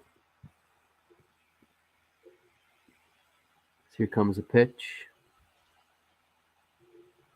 There's a good pitch. Oh, called the ball. That looked good to me, Dusty. Yeah, I guess just a little bit off the plate. Not to the ump's liking, and it's called the ball. Here comes the 1-0. There's a strike there. Vasquez takes a strike, 1-1. Yeah, and so after getting behind, go 1-0, able to deliver one right down the pipe, makes it 1-1 count. Here comes the 1-1. That one gets by Honchar, runners advance.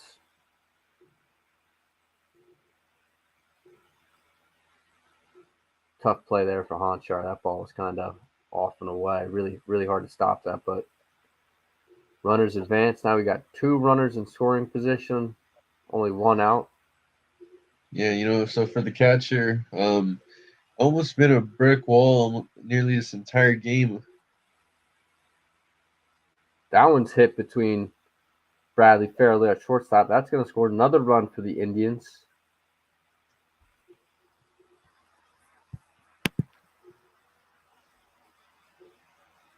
As they go up 6-2.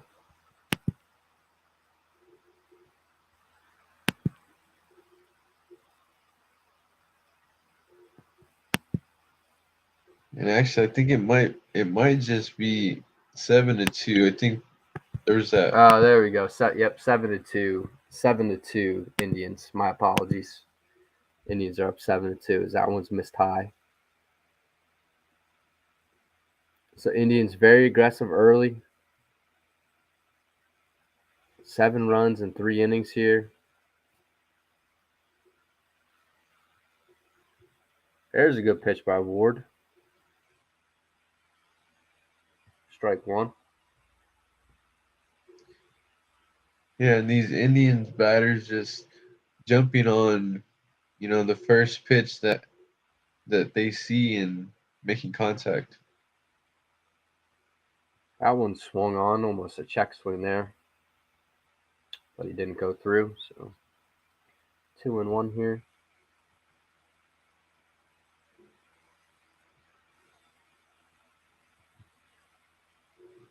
That one's inside, almost hits him. As we go to 3-1.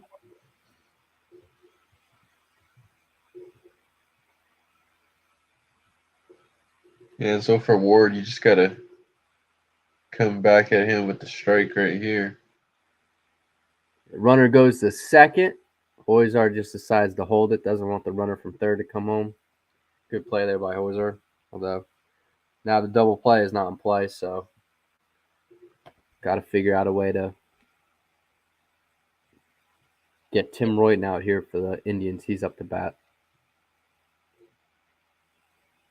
That one hits him. Oof. Another hit pitch by the Satellites. That's their fourth hit by pitch today. Just having a tough time throwing inside, Dusty. Yeah, hitting another one of the Indians. Yeah, I think just that inside pitch just has gotten away from these Satellites pitchers, and well, it's like that. Bases are loaded for the Indians. Bases loaded. Only one out. Great stop there by Hazard. Man, if that thing got through, Dusty, Satellites would be up 8-2. Yeah, that could have been trouble. As I say, Hoyzar for the most part able to keep the pitches in front of him. That was a good pitch. Missed a little bit on the outside. If you're Ward here, Dusty, are you thinking, all right, double play? You definitely don't want to walk the batter with bases loaded as he delivers a nice strike there.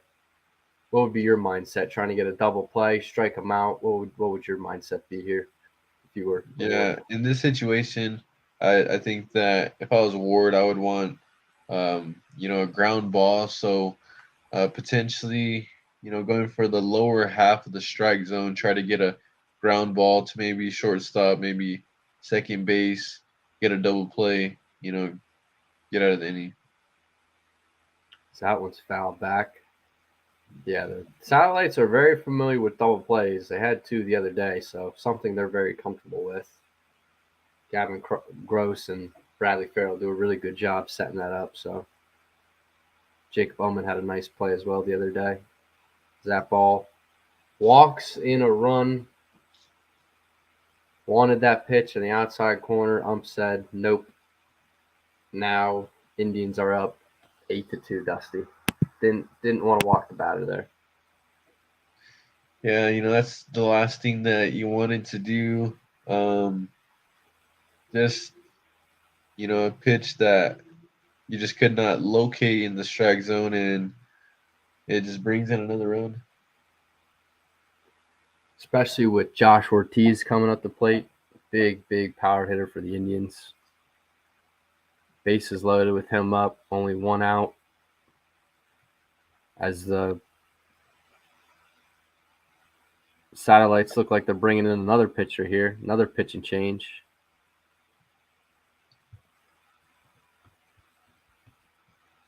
It's like the left-hander.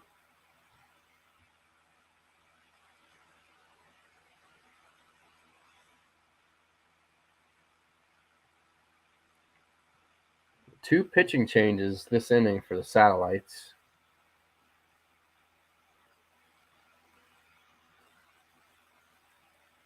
Yeah, Bryson Glissick just started to lose control, started to lose command.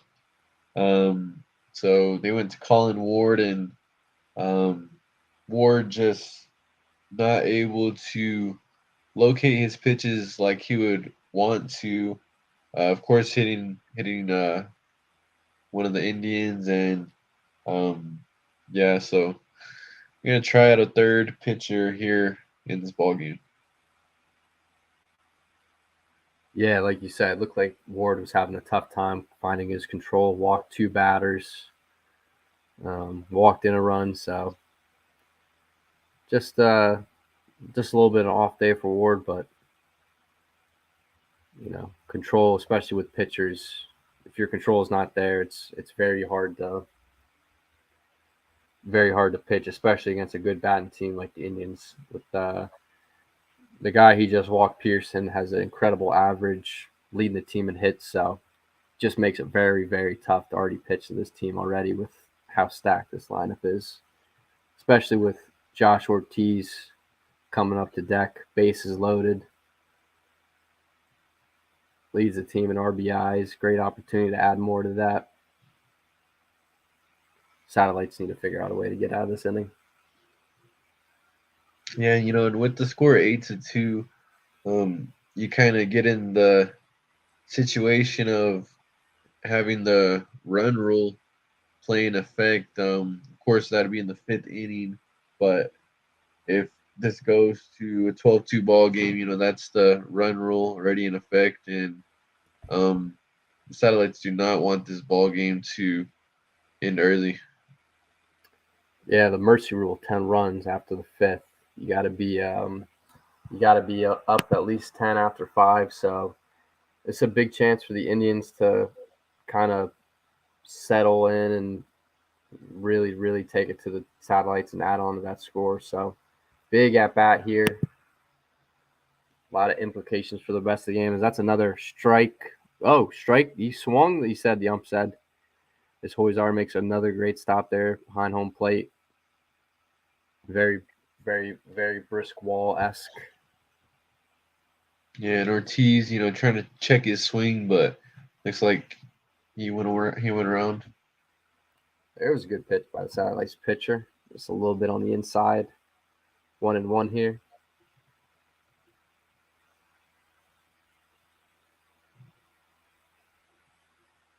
That ball's a little high. Got away from him a little bit.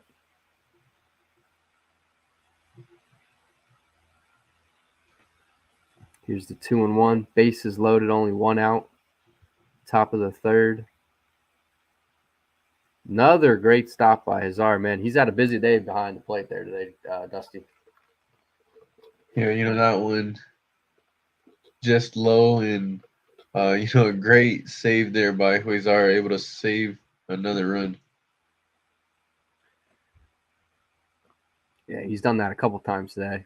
There's a guy on 3rd last inning, and I believe it was Glissick that was still pitched, and the ball kind of got away from him, but Huizar made a really, really nice play there. Here's a 2-2. That ball is put in play.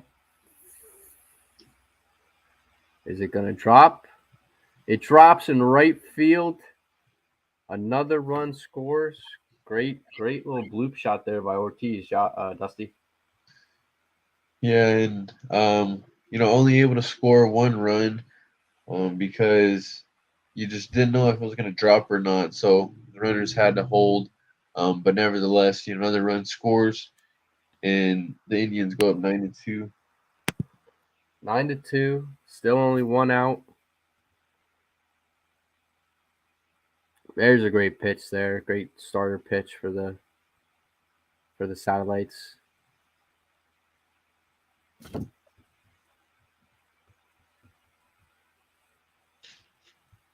number 7 for the Indians. James Hatz already has a home run in this game. As that one's hit, he's going to score a runner at 3rd. Caught by Jackson Boss at right field. Runner will score. 10-2 here for the Indians. And so not necessarily another home run, but either way, it's going to be another run. So a very productive out there for the Indians. James House for the Indians has 4 RBIs today, Dusty. Has more RBIs than the Satellites have runs, so it's tough to win games when the opposing team is hitting this well and scoring as many runs as they have. So here comes the pitch. That ball's low outside.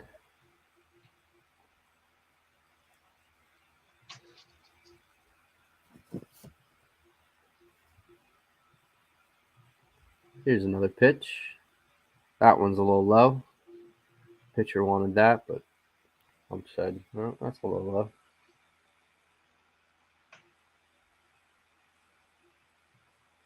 Time. Ump called time. Oh, called him for a balk. You don't see that much, as 1-1 will score automatically.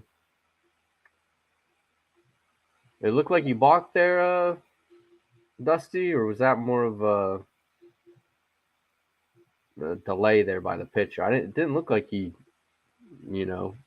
had his foot at that angle where they call block, but I don't also have the best view, so. But Yeah, it looked like just an illegal pitch. We'll bring in another run. There's another good stop by Czar. Calls time again.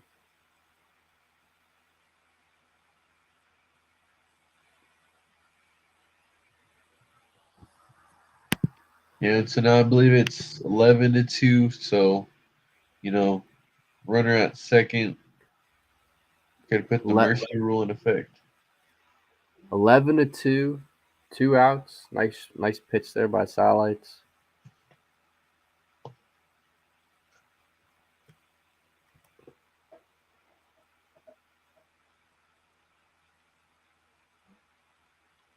A little bit outside there as Satellites walk another batter. 7 batters have been walked today for the Indians today, Dusty. Tough time for the Satellites trying to find their control early on here. Yeah, for the Satellites pitchers, just not really able to find the strike zone, and when they do, the Indians able to capitalize. This is a very, very disciplined Indians team. They're just waiting for their pitch, not swinging at balls, taking their bases. Just a really, really great all-around performance here from the Indians as that one misses outside.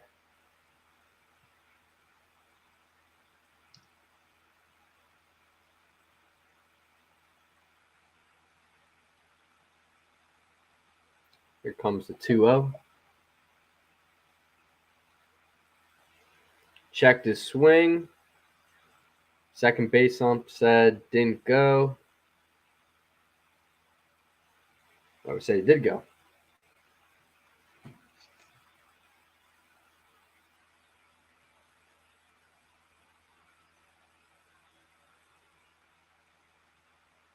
Here comes a pitch.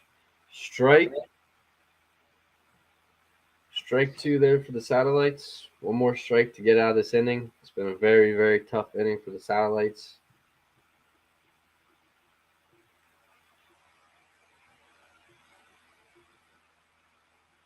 That ball's high outside.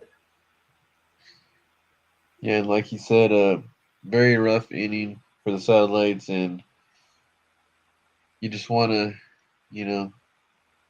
paint a strike right here and get out of this inning. Big pitch here coming. Runners on the move. Puts that one in play to second. Gavin Gross picks it up. Those the first Satellites get out of a jam. 11-2 here. Going into the bottom of the third. Satellites need to get some bats going and try and cut into this lead again. Yeah, so the Indians able to get 5 runs in that inning, so extending their lead to 9. If you're the Satellites, you just gotta, don't really pay attention to the score. Just focus on getting 1 run back at a time. Yep. Just take it one batter at a time. Like you said, one swing of the bat isn't going to change the score. So everyone's just got to do their part here for the satellites. Try and get as many people on and see if they can get a little rally going here. A little bottom of the third rally.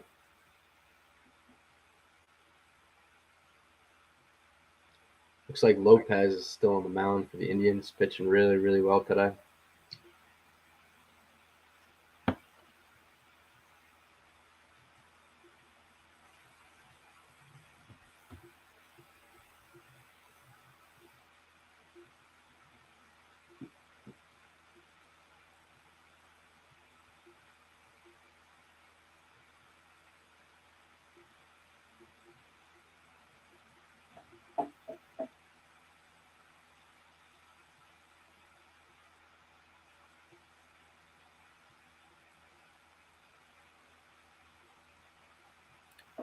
Satellite step up to bat here. Ball outside corner. Andrew Hazar steps up to the plate.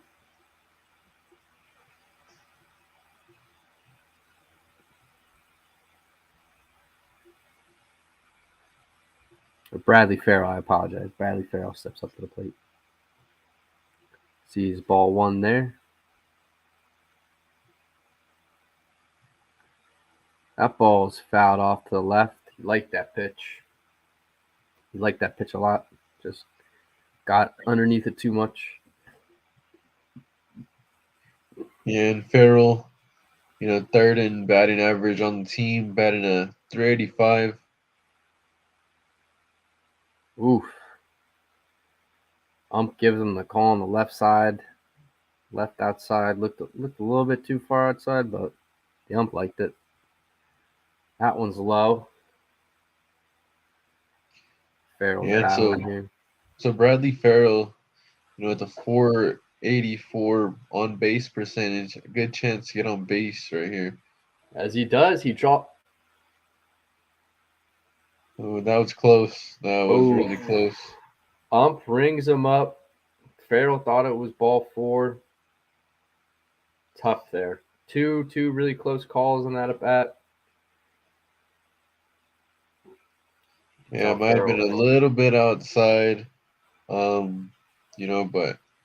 the ump, saying that it barely got the strike zone. That one's put in play to the second baseman for the Indians. There's a quick out. Glissick is retired. The first baseman, Tommy Sullivan, steps up to the base. See if they can get a little 2-out rally going here, Dusty. As Lopez deals. That one's put in play. Once again to the second baseman. He bobbles it. Doesn't make it in time. Oh, ump gives him another call. There was another close play at first there too, Dusty, but called him out at first. Yeah, bang play there at first base. Unfortunately, going the Indians' way, and that will do it for the third inning. Very, very quick bottom of the third there for the Satellites. Only about a 3 or 4 minute inning. So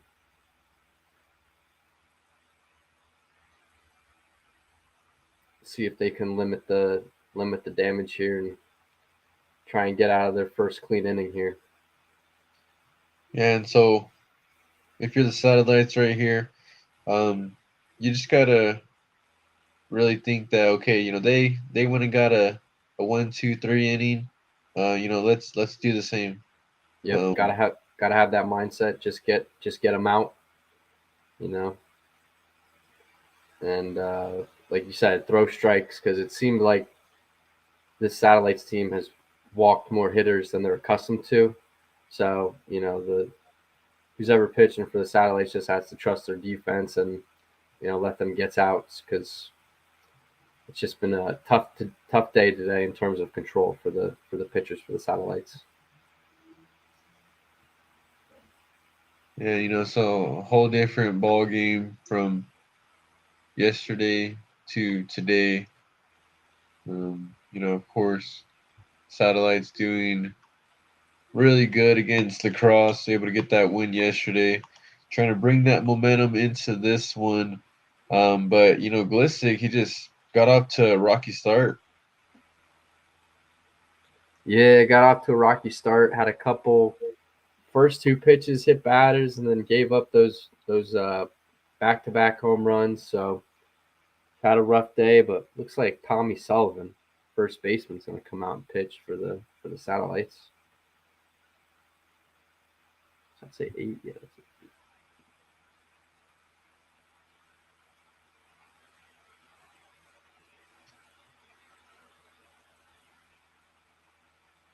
Looks like Jackson Boss is now behind plate catching here for the Satellites.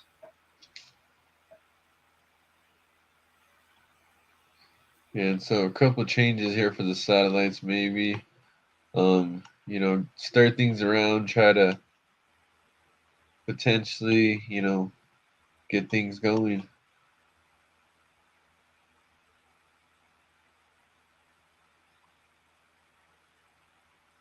Yeah, but I mean, you got to give a lot of credit to this Indians team as, they're really putting the ball in play, making contact whenever they can. And also, to the pitching, they've been just rock solid. It's an 11-2 ball game. Yeah, you can't take away anything from this Indians team. I mean, they're coming off 4 straight wins, playing defense at a really high level, got great pitching, and the bats just came today to swing, and they've scored a lot of runs, hit 3 home runs, got on base. So this is just a very good all around Indians team, and they're just playing a really good game today. That ball's on the outside corner.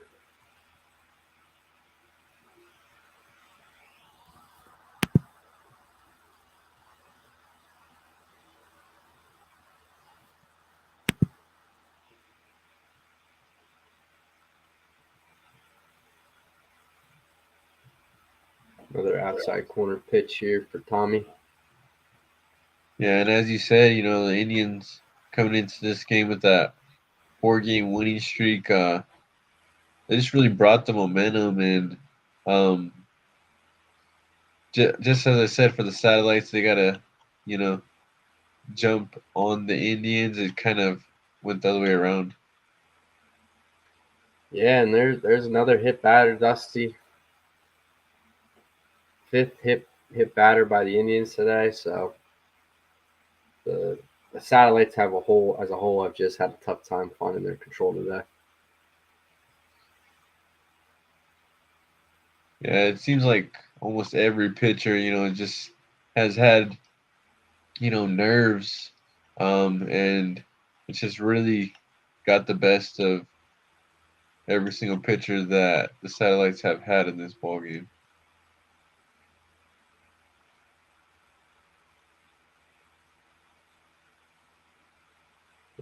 Here's the 1-1. Tommy. He puts that one in. Little inside.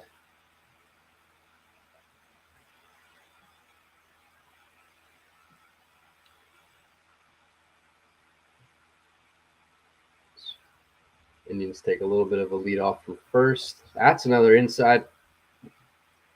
Wow, they called that. Called that one a strike. 2-2. That looked a little inside, Dusty, didn't that? Yeah, looked a little bit, but able to give him the call. That's put on the third baseman. Jacob Oman gets by him. Can't make a play at second. Another runner in scoring position here, Dusty. 1 run away from the mercy rule. Satellites cannot let that run in.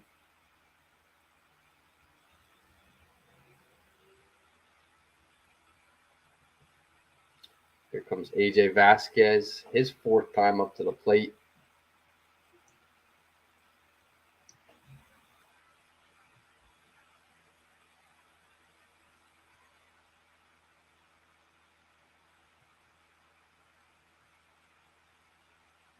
That one stopped by Boss there.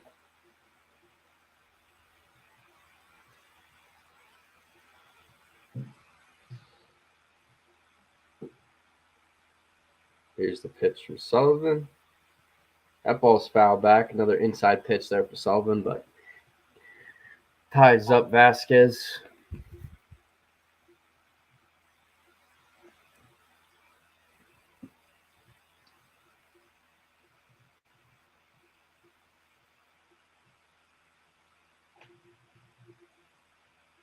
Here comes the pitch from Tommy. Gets that one on the inside. Great pitch by Sullivan. 2-2 here. Still And nobody out. so there you go. You got 2 strikes on the batter. You might have 2 on, but you try to get this 3rd strike right here. That one's put in play. Chance for a double play here. Gets by the shortstop Bradley Farrell as the Indians score another run. They're up 12-2 here, Dusty, and they just keep pouring it on. Yeah, just really good hitting by the Indians here.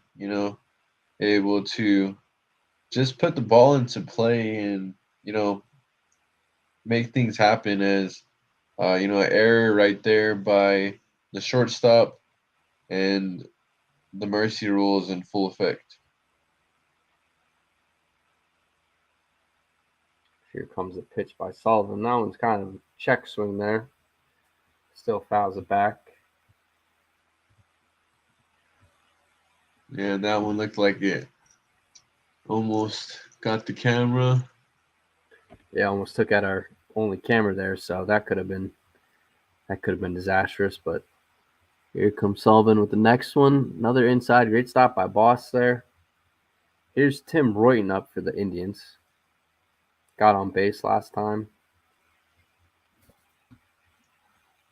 Plays infield for the Indians. Sullivan pitches. Great inside pitch there. Ties him up. Gets strike 2. Good chance to strike him out here, Dusty.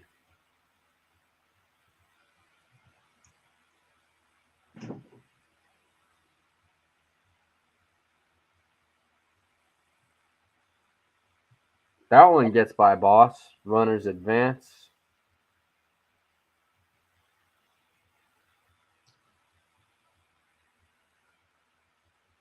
Just been a tough day here for the Satellites, huh, Dusty? Yeah, just one too many errors, one too many mental mistakes here for the Satellites, and the Indians have took full advantage.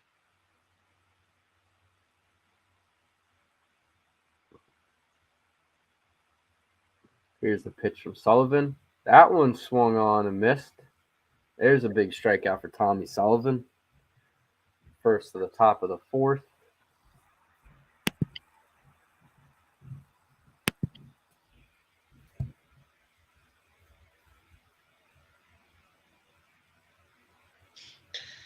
Yeah, until that strikeout, that might give the pitcher. Oop, that ball's hit deep left center. Absolutely crushed. Going to score 2 more runs for the Indians.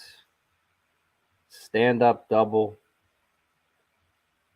14-2 Indians. They're just seeing the ball really, really well today, Dusty. Have some really, really good hits. Yeah, another one just able to find the gap and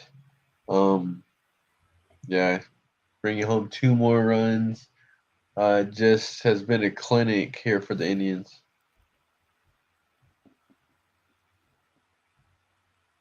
Here's a pitch by Sullivan outside. Indians are 5 for 7 with runners in scoring position here, Josh or Dusty. They've done a really, really good job getting in those runs. So here comes a pitch by Sullivan. That ball's fouled back. Yeah, the Indians, they've gotten runners on, but not only that, they've been able to capitalize pretty much every time they've gotten runners in scoring position. Here comes Josh Ortiz. He grounds at the third, gets by Jacob Omen. Runner will stop at third. Another hit there for Ortiz, his second of the day.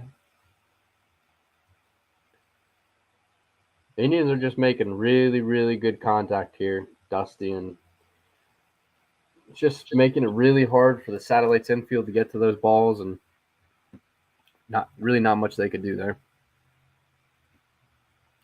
The catcher wants to speak quickly with Sullivan here.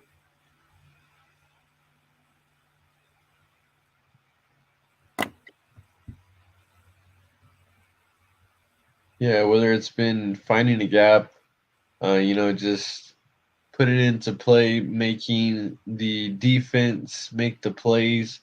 The Indians have just been doing it all. Here comes a pitch by Sullivan. That one's grounded. Great play by Jacob Omen. Gets him at first. Another run scores. 15-2 Indians, but really nice play there by Jacob Omen at third base to get him out at first. Now only 2 outs. One more out to go. It's been a really, really brutal fourth inning here for the Satellites. Yeah, just another inning where the Indians have been able to make contact and they've just been able to, get insurance runs here.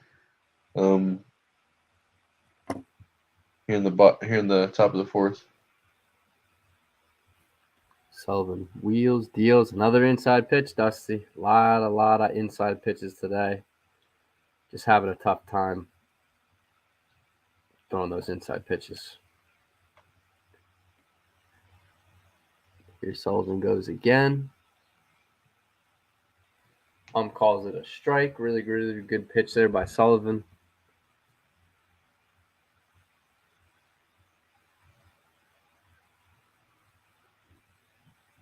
Winds up again. That one's foul back. 2 strikes here. Great opportunity for the Satellites to get out of this inning. What pitch you think he's going to here, Dusty? You thinking curveball, another fastball? I would go with curveball. All right, the 2-2. Get some high inside. Really, really good inside pitch there from Sullivan. Gets some swing and ties him up. That's what he's been going for. A couple of those inside pitches have got away from him, but that was a really good location, Dusty, and he threw a really, really nice pitch there. Yeah, for Sullivan, when his pitches would hit, they would hit, but when they wouldn't, they wouldn't. But a really nice pitch right there. Gets out of a tough jam. We're headed to the bottom of the fourth. 15-2 is the score of this game, and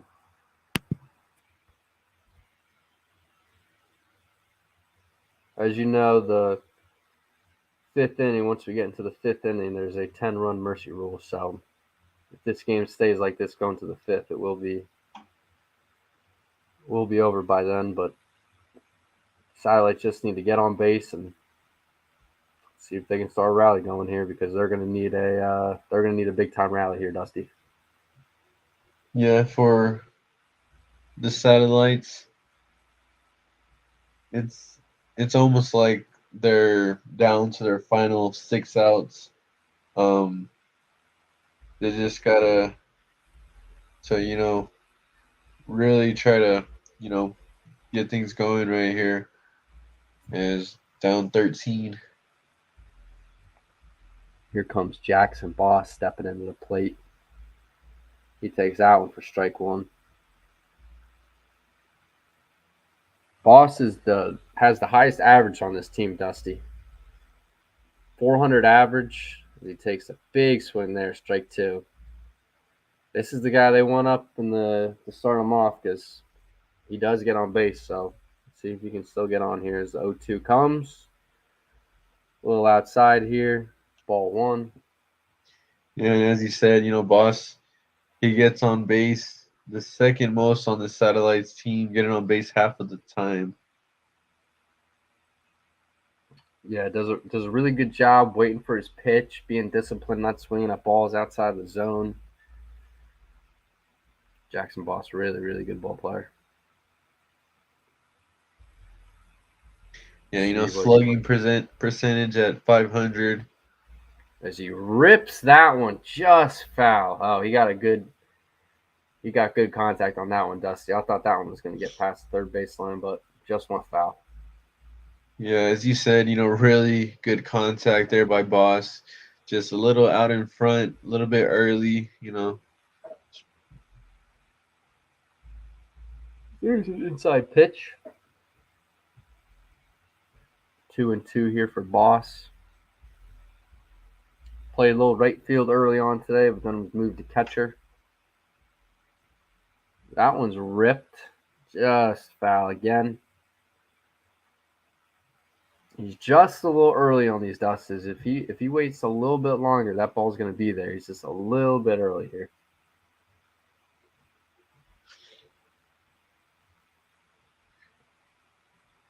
Here comes Lopez. 2-2. That one's put up off to the left side.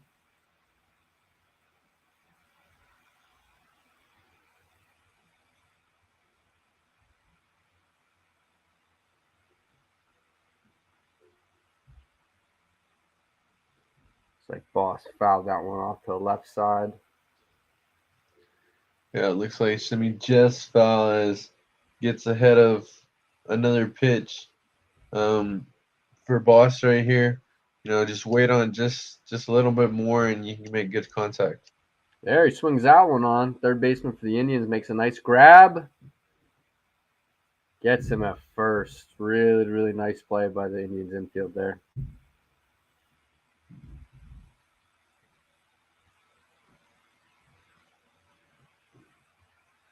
Yeah, you know, a chopper to the left side. You know, that one as well. A little bit early on it, but that one just stays foul to the third baseman. Third baseman makes a great throw across the diamond for the first out for the Indians. Here comes the second baseman, Gavin Gross. Got a hit last time he was at bat as he hits that one deep to left center. That one's carrying. Gets a double, big double for Gavin Gross. Man, that left center field gap right there, Dusty, has been a very popular spot for batters here today. I've seen a lot of balls going out there. Yeah, Gross just able to get into that one, smoked it like a swisher, able to get a double. You know, just might get things going here for the Satellites. Yeah, he brings a little life back to the Satellites offense. Hopefully they can, as that one's hit on right field. Right fielder gets under it, makes the catch, gets in the second. Oof. First pitch swinging, saw what he liked, just popped it up. Yeah, just really good piece of hitting right there, but maybe just under it. It's 2 outs now in the bottom of the fourth. Jacob Omen, third baseman, made a really nice play last inning. He steps up to the plate. He's got 8 RBIs, runner in scoring position. Great opportunity to add to that. Oof, another outside strike.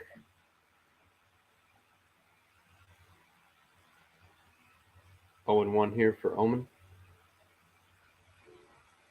Check swing. Did he go? He did. 0-2 here for Omen. This pitcher here for the Indians, Dusty, is working fast. That ball gets by the catcher.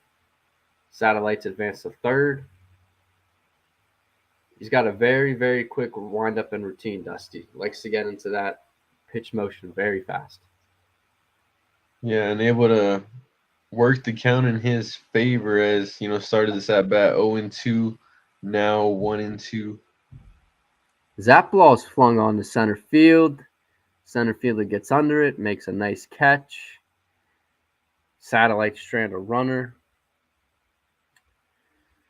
Indians defense just playing really, really well today, Dusty. It's it's tough for these Satellites bats to get going here. Yeah, this defense for the Indians, not only their pitching, but everybody else on the diamond has been pitching in as they've been keeping South Central from having hits. Yeah, not a lot of strikeouts here for the Indians, but they've just done a great job. Pitcher, especially for the Indians, Lopez has found he's got good control. He's made some really good pitches, putting hitters in tough positions to try and put the ball in play. So you got to give credit to him. You got to give credit to the infield and the outfield. It's just been a all-around team performance here, Dusty.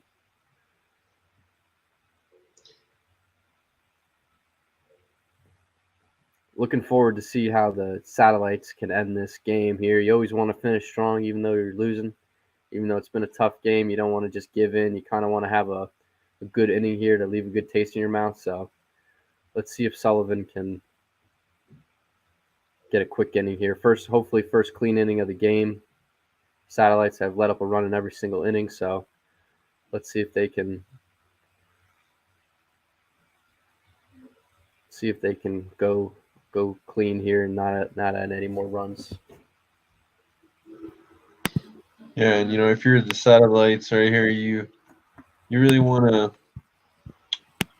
look to the next game as you try to get something going to into the next game, a little bit of momentum. Yeah, next game for the Satellites will be tomorrow against the Coots. It's an away game, and then on Saturday they have a game neutral site, and then next Monday they have a game against Washington Township. So very, very busy schedule for the Satellites. Let's hope they can end here strong. Sullivan delivers. That is ball.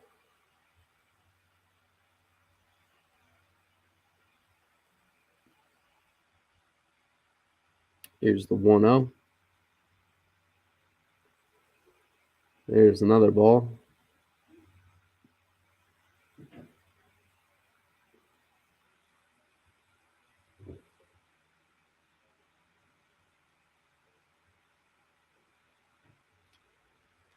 Another ball for Tommy Sullivan, 3-0 on the count.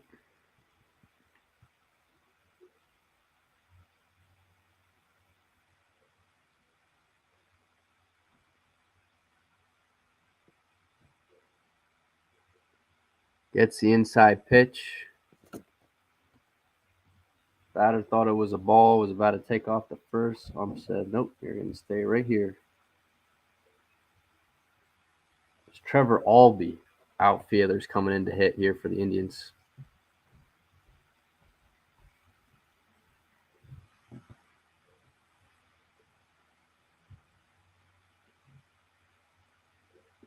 Another high inside pitch, Dusty. It's just been one of those games here for the Satellites. Yeah, and for Sullivan,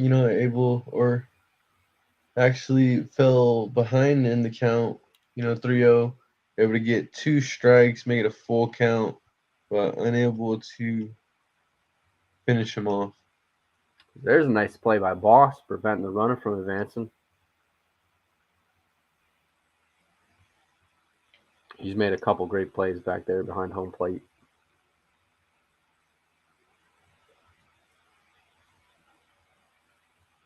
Here comes a pitch by Sullivan, the 1-0. Another inside pitch, almost hit him.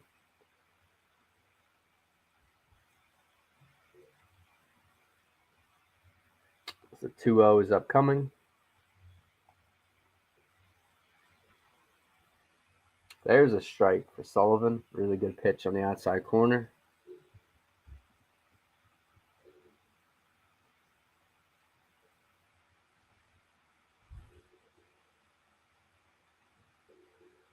There's another great pitch by Sullivan.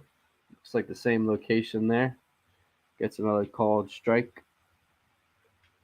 Yeah, back-to-back pitches here for Sullivan.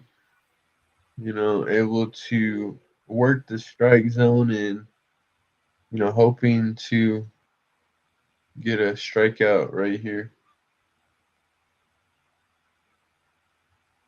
Here comes the pitch. Strike 3 called. Same spot, same location. Gets him looking, Dusty. Really, really nice pitching right there from Sullivan. Really, really good combo right there. Yeah, just a great pitch from Sullivan, able to get him down on strikes. Here's a great opportunity for a double play ball. There's a high pitch. A little close.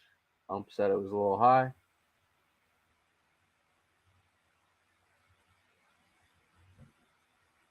Not a big leadoff there for the another inside pitch. Called a strike.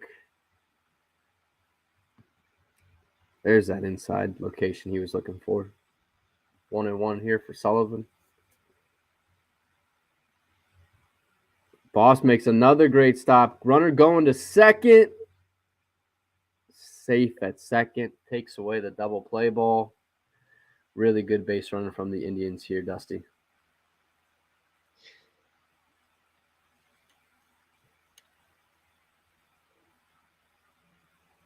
Here comes the pitch. There's a great pitch. Caught the batter looking there. Was not expecting that to drop there.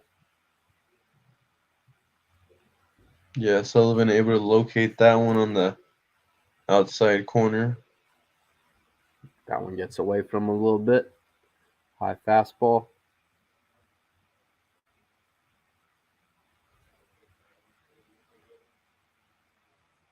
Here comes the pitch by Sullivan.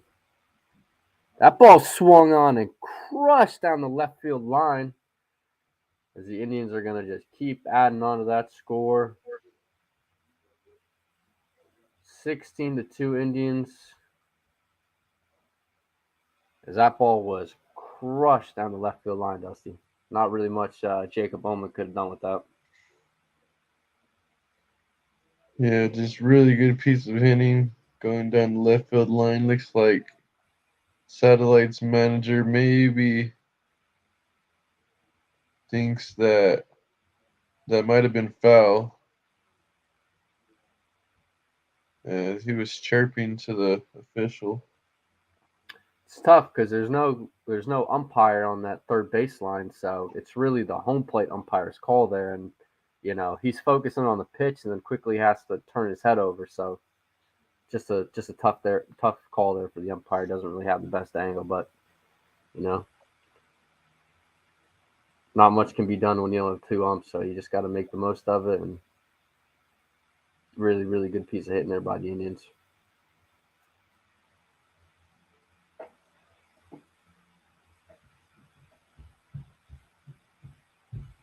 This boss is talking with the umpire.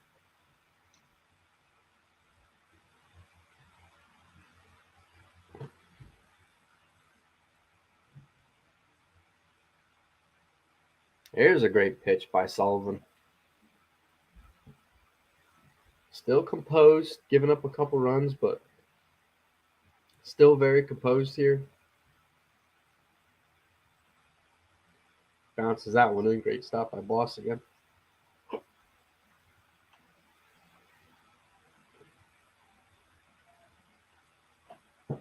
Here comes the 1-1 from Tommy. Gets the outside corner. Great pitch by Sullivan. Vasquez steps up for his fifth time up to the plate here, Dusty. Yeah, fifth time around here for the Indians. Just have been putting it on the Satellites. There's another outside pitch there. Really, really nice catch by Boss. I don't know how he caught that. But another good play by Boss to prevent the runner from moving. That ball is hit over the first baseman. It's a nice throw there to get him prevent him from scoring from third.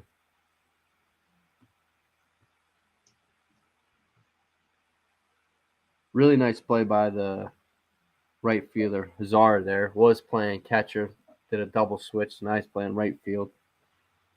Really nice throw in. So now they have the double play, Dusty. There's only one out, so have to figure a way out of this jam.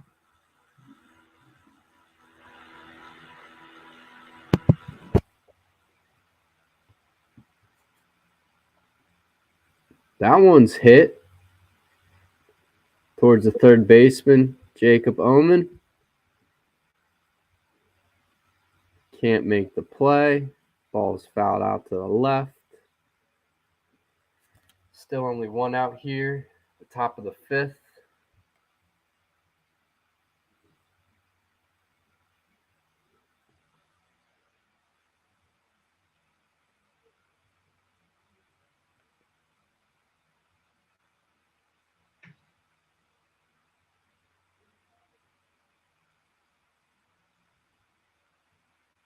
As he gets that one, a swing and a miss.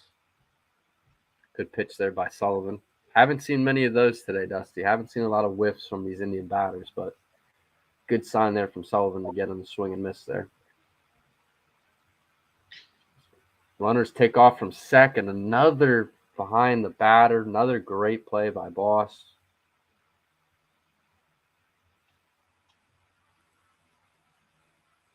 Still having tough time with that inside pitch. Here comes a pitch from that one's inside again. Third baseman makes the play. Great catch by Jacob Omen. Gets the second out of the inning here. Really good play there by third base, Dusty. Probably hard to see, too, with that sun in his eyes. Yeah, it's a really good place there by the third baseman is, trailing back for it. And as you said, sun right in his eyes, able to make the play. Yeah, tough play. Had to backpedal, but very nice and calm. Jacob Omen is a great defender. That one's hit to Bradley Farrell. Can't scoop it. Gets it in time. And he is out. Great play by Farrell at shortstop.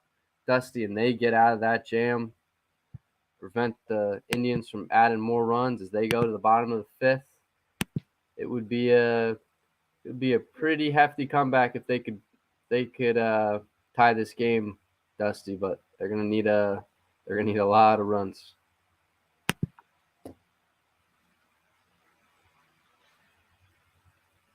Yeah, gonna need 13 runs here in the bottom of the fifth. Is almost a miracle gonna have to happen for the Satellites.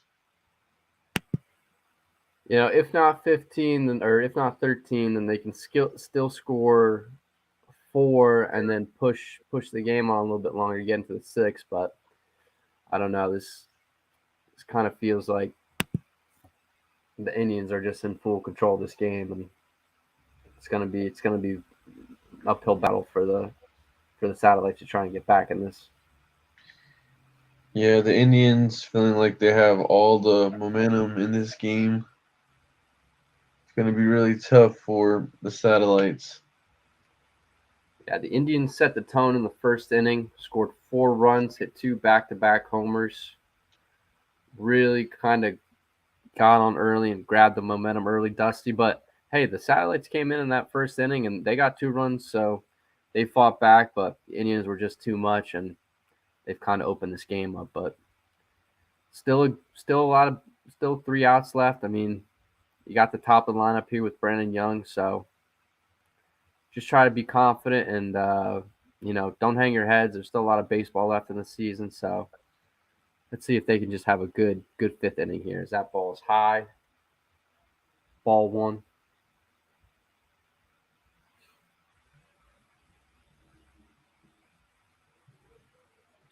Inside, off to the left.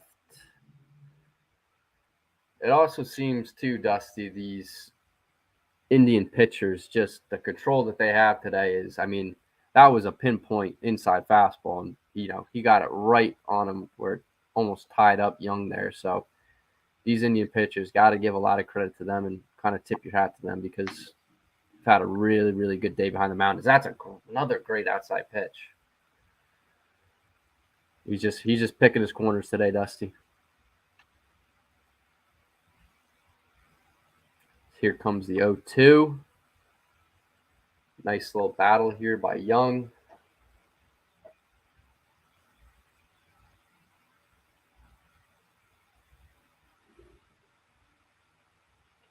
Here comes the 0-2. Keeps battling.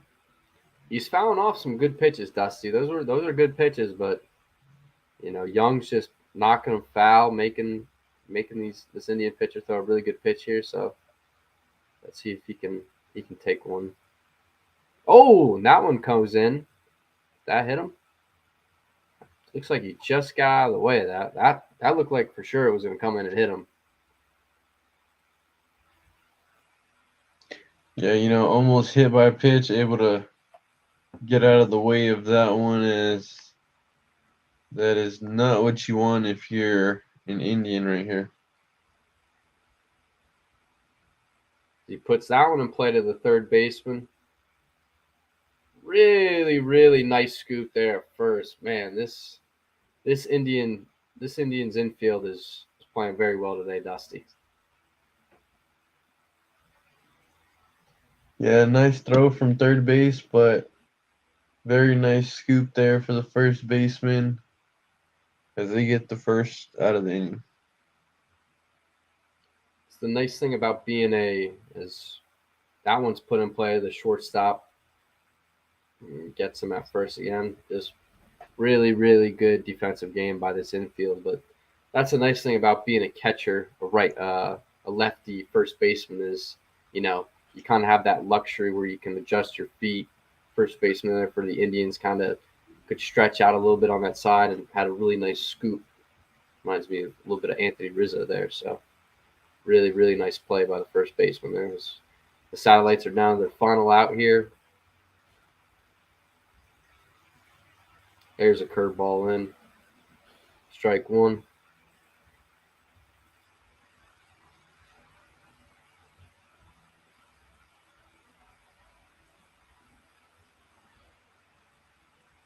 Here comes the 0-1. That ball is a little outside. Ball two here for the 1-1 here for the Indians.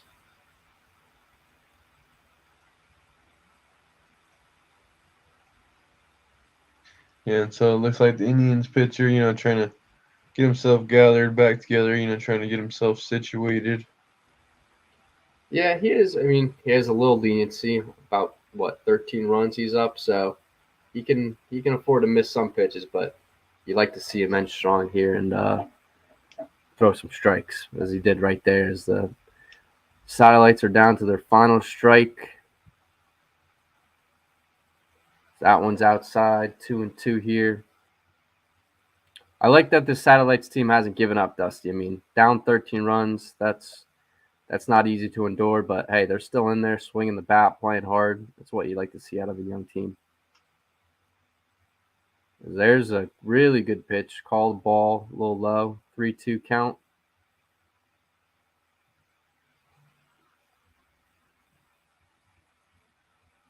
Here comes the 3-2. Foul back.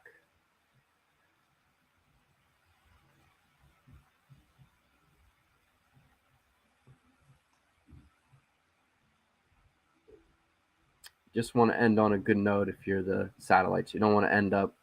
Oh, doesn't let him call time. Fouls that one off.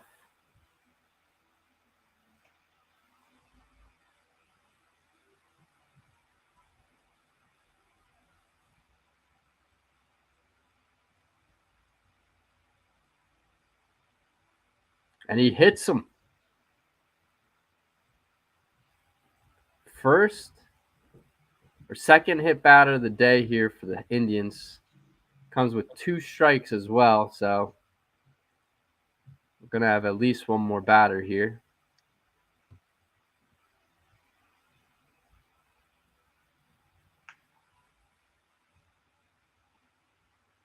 Satellites are going to go with a little pinch hitter here. Alex Newborn played right field yesterday.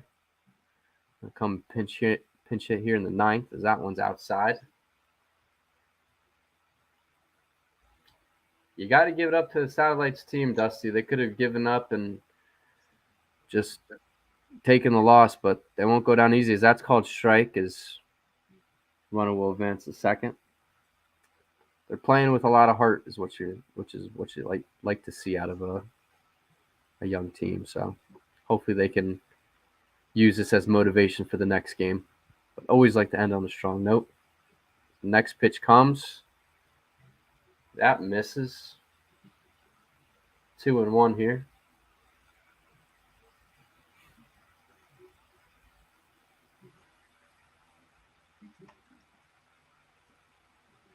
That one almost gets by the catcher. Nice stop there.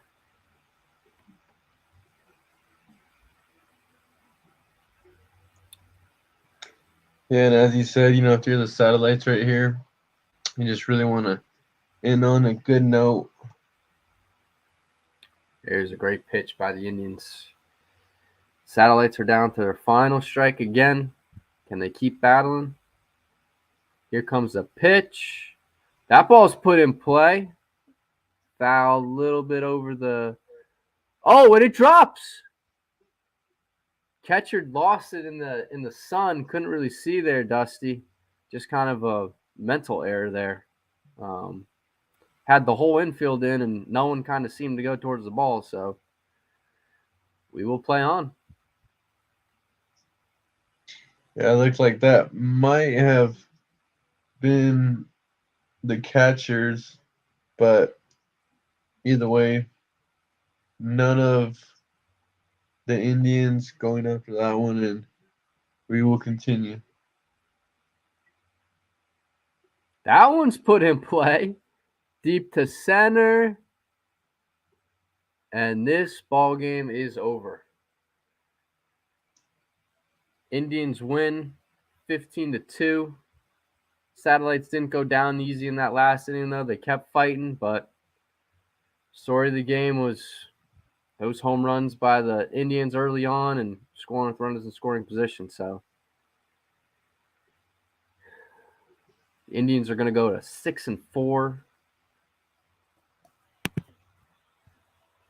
South Central is going to fall to 5-4. Any post-game thoughts here, Dusty? Any things to take away for the Satellites that they can build on here?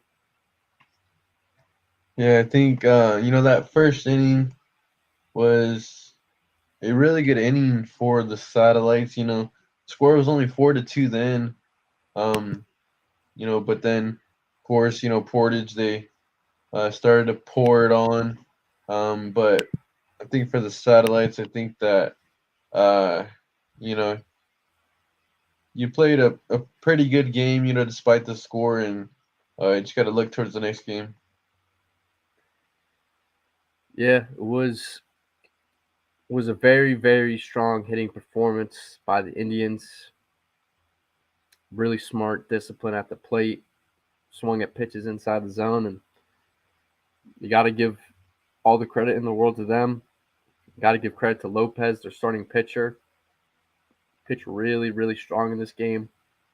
The defense for the Indians only had, I believe, one error. They only walked, 2 or 3 batters. So you just got to give props to the Indians all around. Well, it looks like the stream has ended.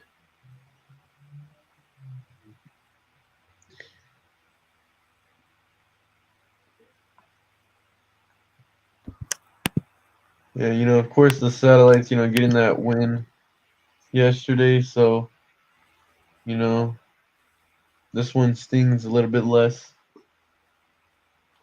Yeah, they were coming off a couple losses, but they start that losing streak. But hey, there's a game tomorrow, so great chance to turn around, get back in the win column, and get some more momentum. All right, I think the stream's done. Yeah, I don't know if Josh is coming back in the stream or not. Let me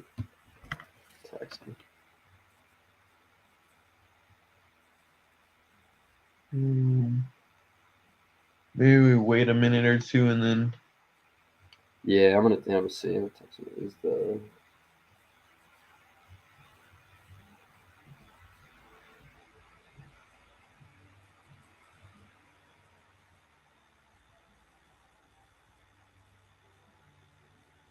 all right.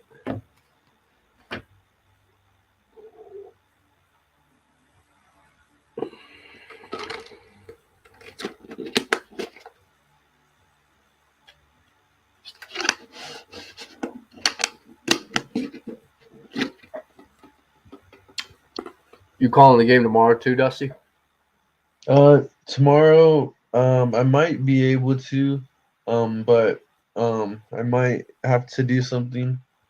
So, yeah, we'll see. Okay. Yeah.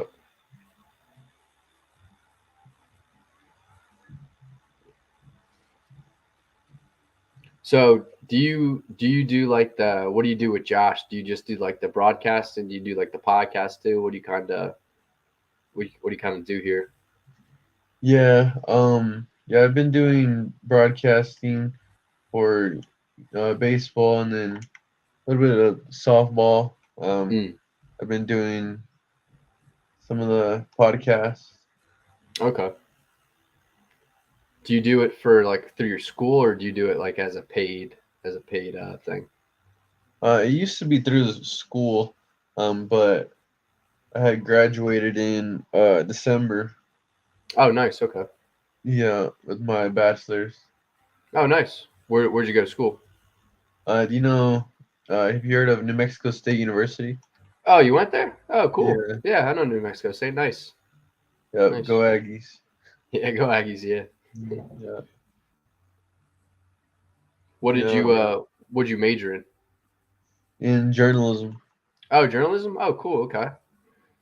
So you want to do like something with sports journalism, I'm assuming, or do you want to do something with broadcasting? What's like your what Yeah, like that's pretty much what I want to do. Broadcasting, but for basketball, preferably. basketball? Mm. Yeah. Yeah, basketball a little bit different than baseball. A lot more up tempo, which I like. Baseball is you got to be a little bit more patient.